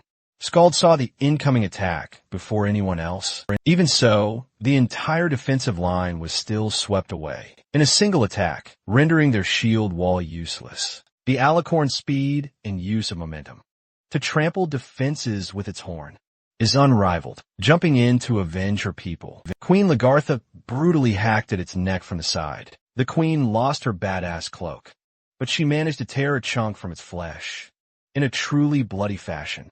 Seeing Nadia tending to Ananta's battered body, the queen ordered her to heal their secret weapon and bring her back to full health as fast as possible. The queen finally ditched her eye patch, exposing a golden eye blazing with brilliant power. She knew that if they hoped to win this fight, they'd definitely need Ananta. Lagartha raised her great sword high in the air and drastically raised the surrounding temperature. With her aura, she then slammed her blade down, sending the immense fiery aura straight to her target. The alicorn just stood there, utterly stunned by the radiant attack. It didn't even have time to react, let alone dodge. So the evil deity was swallowed by the fiery light. The resulting explosion was a mixture of scorching boons and meaty destruction. Once the dust settled from the destruction, a lone silhouette of a man remained standing amidst the charred ruins. Queen Lagartha slowly approached her old friend. Seeing him in such a state broke her heart. The beauty and regal poise Alicorn once possessed were long gone. He used to look like A.K., pop star in an Amazonian empire. Now, all that remained in his place was a revolting, putrid husk.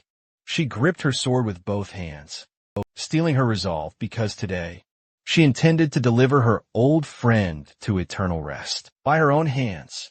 But before she could land the final, killing blow, the empty husk of the sacredness incarnate weakly called out to her, just like he used to. Princess Lagartha. Suddenly, the memories of long ago came flooding back into the queen's mind. Mare and Skald used to follow her everywhere, trying to stop her from getting into trouble.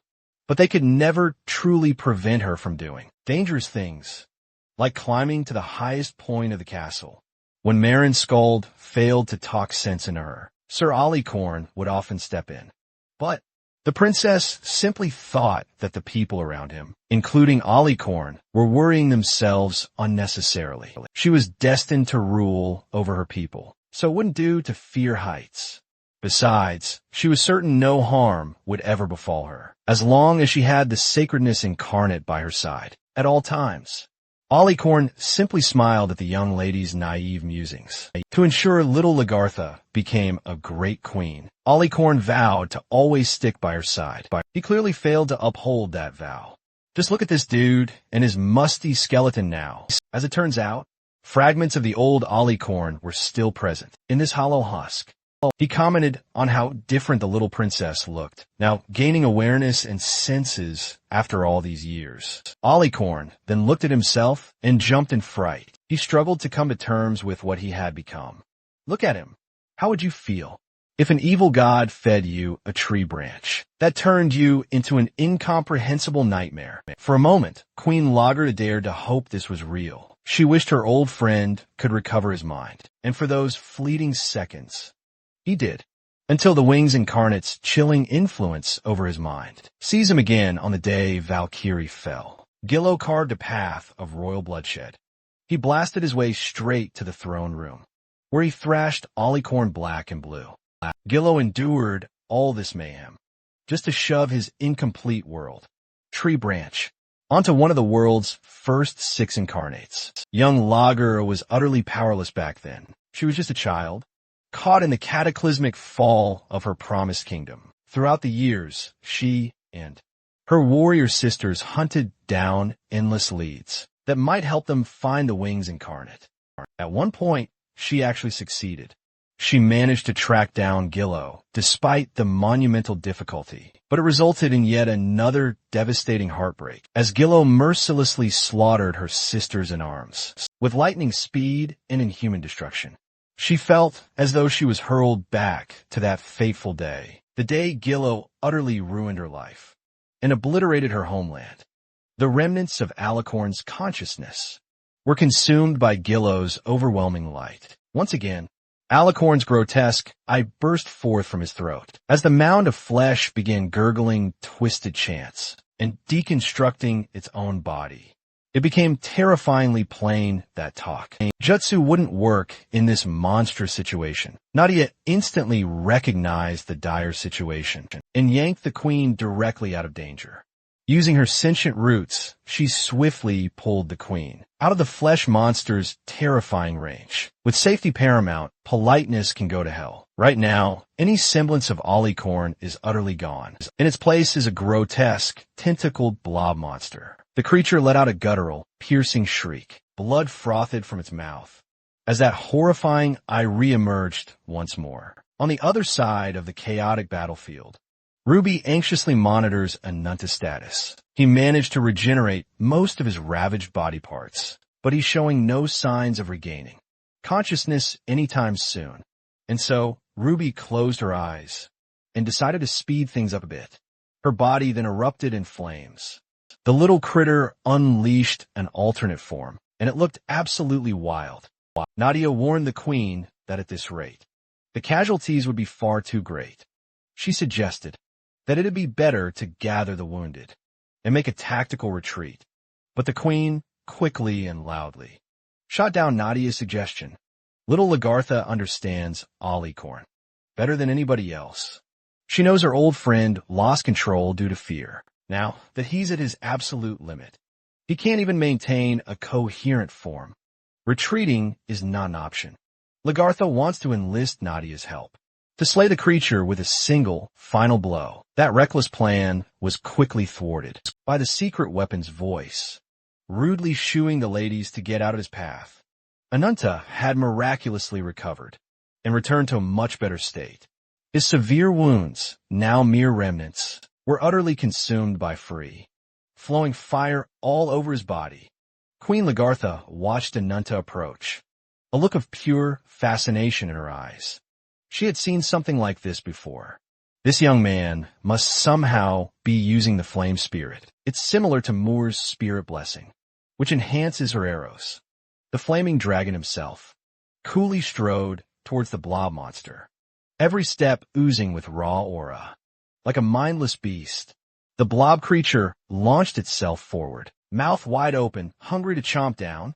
In response, our boy decided to get fancy with it and formed a blazing fireball between his hands. He unleashed about a dozen of these blazing projectiles, filling the air with unquenchable flames, a true alternate version of the blazing baldachin. To counter his flames, the blob monster opened its mouth and formed another devastating quasar attack. This was the same technique used to vaporize half of Anunta's body just moments ago. The blazing baldachin, the dark quasar, clashed head-on. Two immense attacks collided midair. The resulting explosion was predictably nuclear, and it seems the blob monster got the short end of that stick. A sea of fire then engulfed its surroundings, and from that inferno, a blazing dragon surfed forth, eager to land that juicy last hit. In a desperate last-ditch effort to defend itself, the blob formed countless solid spikes, its amorphous body hardening instantly.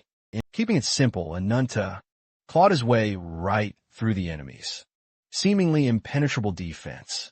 He clenched his fist, annoyed to see yet another victim of the wings, cowering in fear. Ananta charged in, fist cocked for a brutal haymaker. He then asked the alicorn blob, "How long will the incarnates will continue to cling to such an unsightly life? Our boy is really giving this blob guy the full smoke and fire combo special." The flames eventually grew so unbearable that the remaining flesh and blood melted right off the creature. To ensure they scored this crucial kill, Nadia tapped in with her roots, snatching Alicorn's remains in midair. Unlike the sacred incarnate, someone on this battlefield actually follows through with her words. Queen Lajertha's energy surged to the heavens, piercing through the darkest clouds. She's demonstrating she didn't get this far through luck alone in her name. Lager the Einherjar, Queen of Valkyries. She commanded her old friend to finally rest in peace, as tears streamed down her cheeks. The queen then brought down her blade, one that extended from heaven down to earth. When the queen's attack concluded, the sky was torn open, letting sunlight in after years of darkness. Her attack literally breathed new life into the dead continent, but it came at the cost of an old friend's life. The remnants of Alicorn's soul looked up at the sky. Awoken by the sunlight he had grown so unfamiliar with, he remembered lazy days. He spent his last moments with the princess in the castle, right up until the very end. He had desperately hoped to shield her from this cruel world, but now he must scatter into oblivion. She might not have seen it directly, but Queen Lagertha definitely felt her old friend's final, poignant smile. With the skies torn open and the blob monster vanquished, his final, bittersweet farewell. The queen had tears freely streaming down her face. They were tears born of profound grief and unbreakable iron will. As light began to peer through the broken clouds, Ananta undid his berserk fire dragon transformation, with Ruby suspiciously perched right on top of his head, now that they'd finally gotten rid of the evil deity that had plagued these lands.